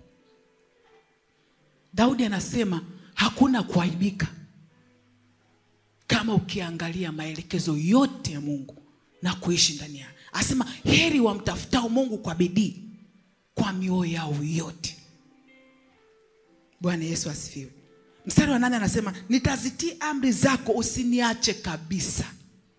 Usiniache kabisa. Tena anasema jinsi gani kijana aisafishe njia yake? Kwa kutii, akilifuata neno lako. Commitment, people of God. Hebu tuhame kutafuta mambo ya dunia, tuhamie kwenye kutengeneza njia zetu katika ulimwengu wa roho.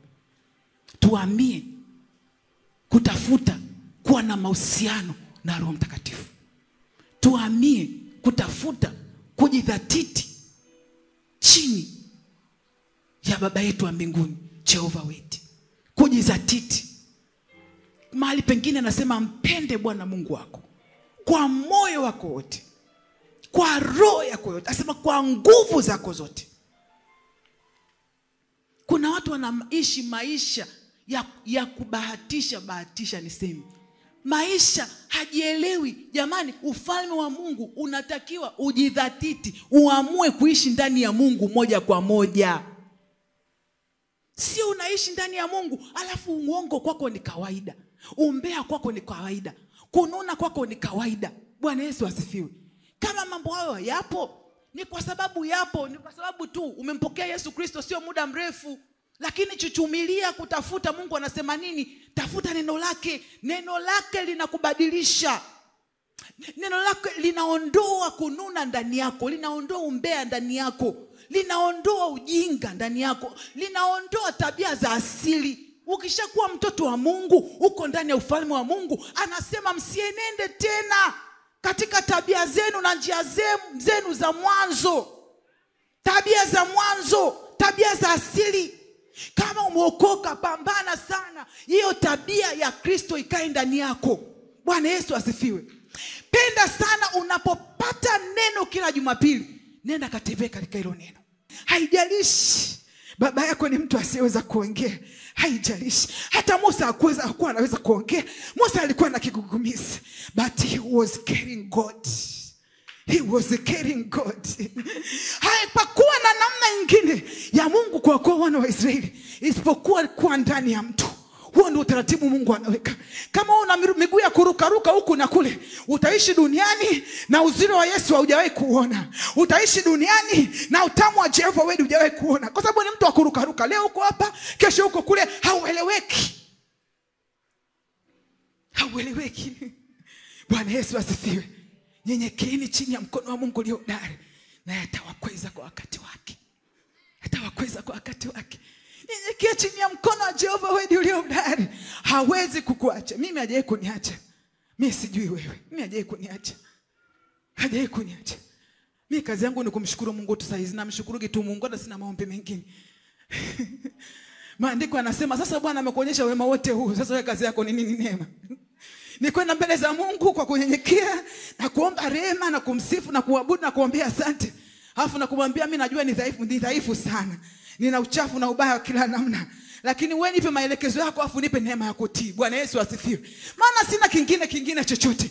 Bwana Yesu asifiwe. Hallelujah. Nimemuona Bwana. Wewe umemuona nani? Elisha was very submissive to his father.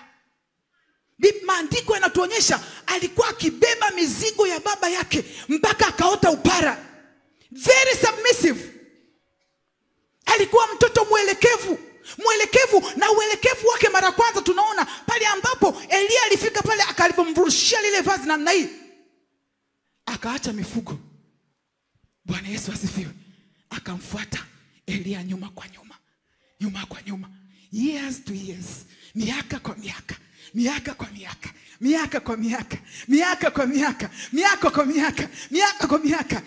Unajua Elia alimjibu akamwambia, umeomba neno gumu sana hili. Lakini ukiniona nitakapoondoka itakuwa halali yako. Bwana Yesu asifiwe. Kwa nini alimwambia umeomba neno gumu? Kwa sababu Elia aliona kwamba this is not about me. Kwa habari ya mamlaka kumwachia mtu sio kwa habari yangu. Bwana Yesu asifiwe. Lakini pale Roho Mtakatifu aliweka maelekezo ndani ya Elia ya kwamba mwambie tu hakikisha anakufuata, anakuona mpaka utakapochukuliwa, ndipo hii mamlaka itakuwa juu yake. Bwana Yesu asifiwe.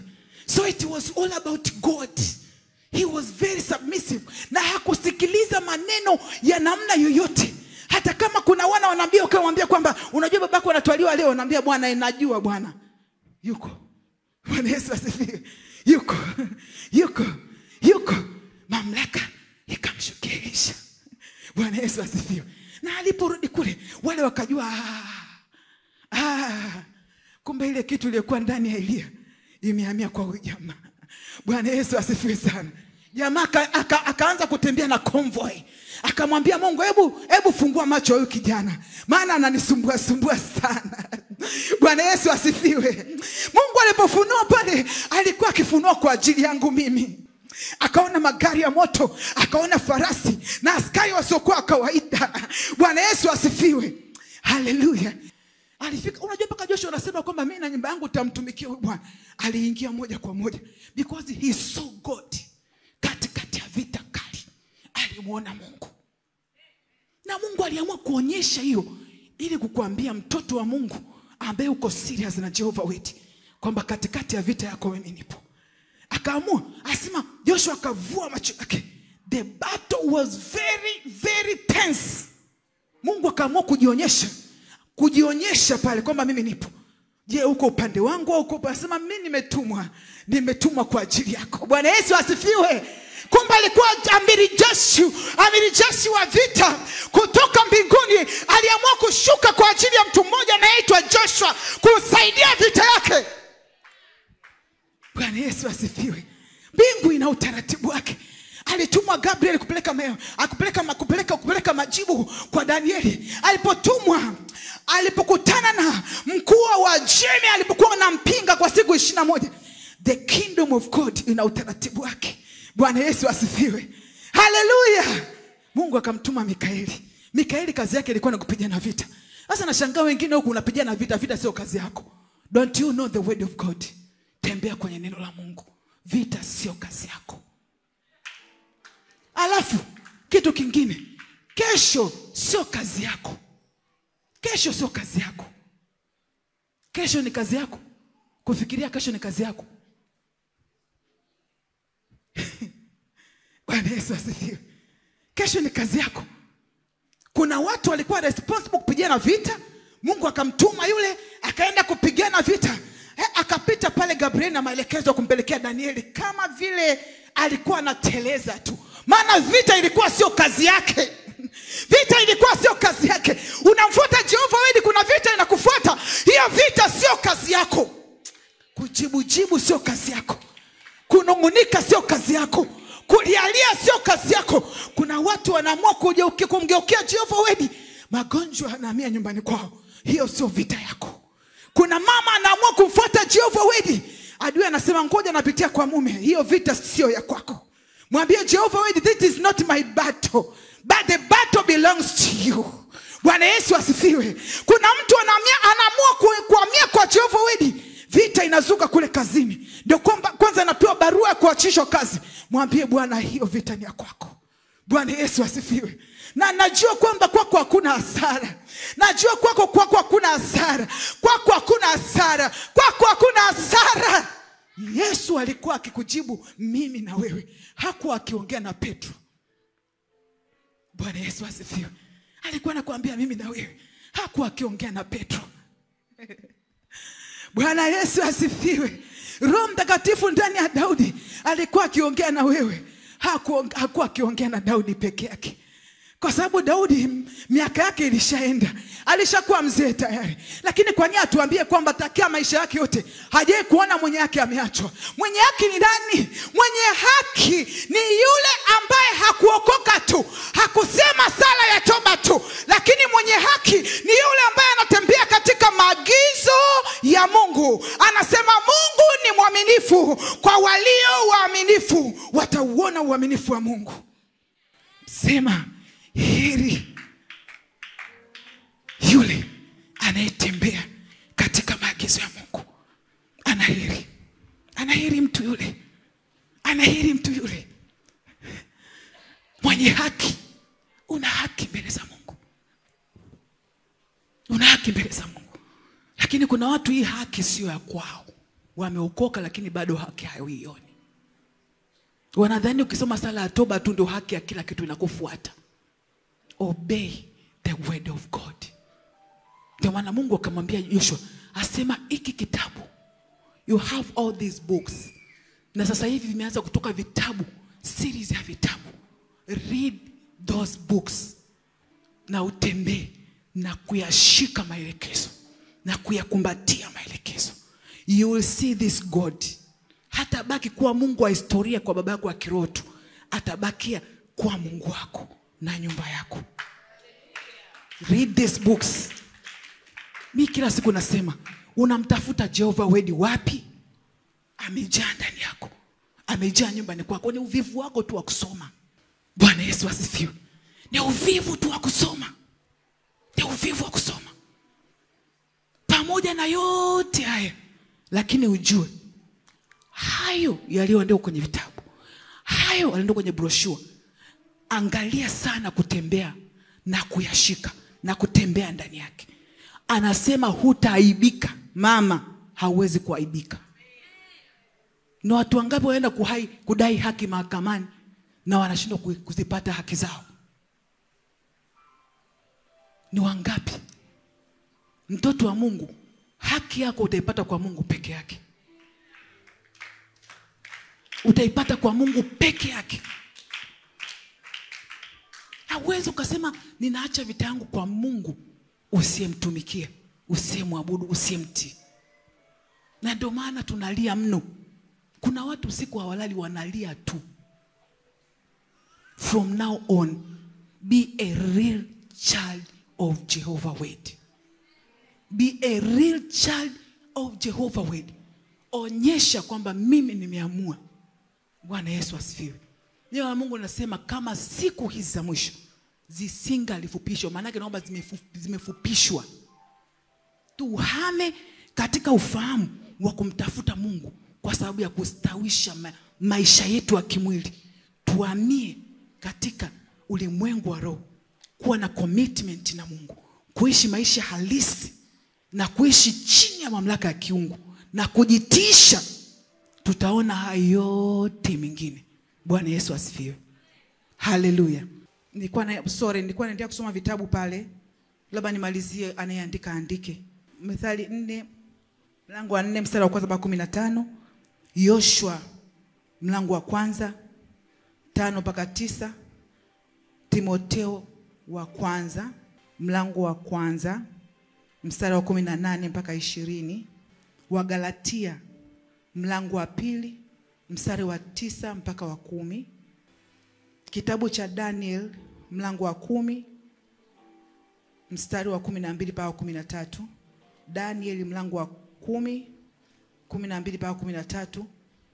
Kitabu cha Methali mlango wa 4 mstari wa 20-24. Kitabu cha Kutoka 13 20-22. Bwana Yesu asifiwe. Simama pale ulipo. Tunamshukuru Mungu Jehovah Word kwa ajili ya message ametupa, ujumbe ambao ametupa siku ya leo. Ninaamini umepata maarifa zaidi. Bwana Yesu asifiwe. Lakini pia naamini kwamba umeuona upendo wa Mungu mkubwa sana katika maisha yetu. Bwana Yesu asifiwe. Cha msingi endelea kumwombea baba yako wa kiroho Nabii Sanga ili aendelee kukaa na kunyenyekea chini ya Jehovah Word kwa faida yangu na ya kwako. Bwana Yesu asifiwe sana. Lakini pia naamini kwamba kuna mtu mmoja ameangalia maisha yake akaona nakosea wapi, nirudi mbele za Mungu. Bwana Yesu asifiwe. Funga macho yako tukamshukuru Mungu kwa ajili ya ujumbe huu ambao Mungu ametupa siku ya leo. Na naamini ndani ya moyo wako umeongea na Roho Mtakatifu kumwambia akusaidie kutembea katika maelekezo ya kiungu. Sema, Bwana Yesu, tunakushukuru kwa ajili ya siku ya leo.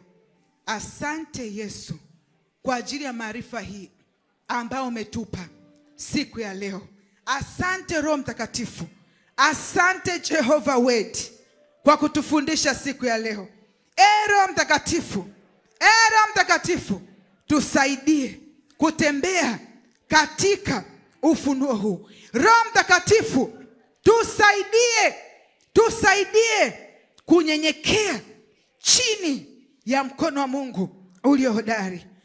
Roho Mtakatifu, tusaidie, tukumbushe, endelea kutufundisha na kutukumbusha ujumbe huu kila siku itwapo leo.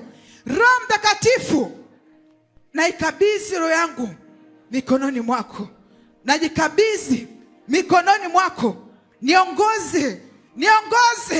Niongoze. Nisaidie kutembea katika maelekezo yako. Roho Mtakatifu, naomba unisaidie kutembea katika maelekezo yako. Roho Mtakatifu, naomba unisaidie kutembea katika maelekezo yako. Roho Mtakatifu, ninaomba unisaidie.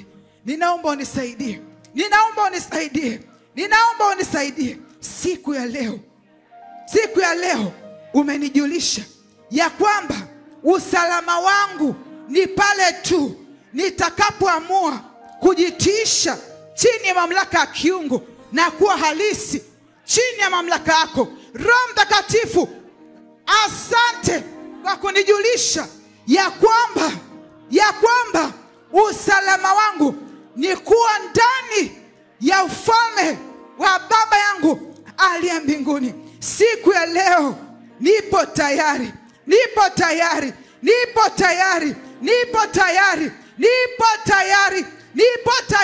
Roho Mtakatifu, nipo tayari. Nisaidie kutembea katika utakatifu. Roho Mtakatifu, unionye ninapokosea.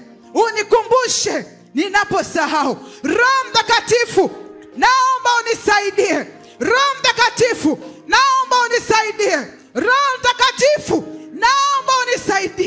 naomba unisaidie kunyenyekea, kutii.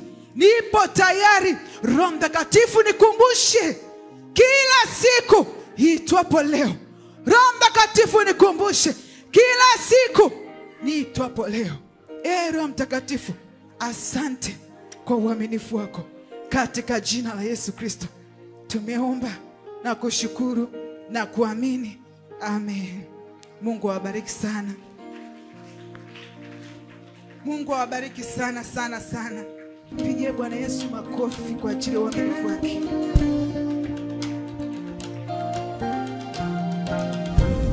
Keep watching POG Family TV. Jesus Christ loves you.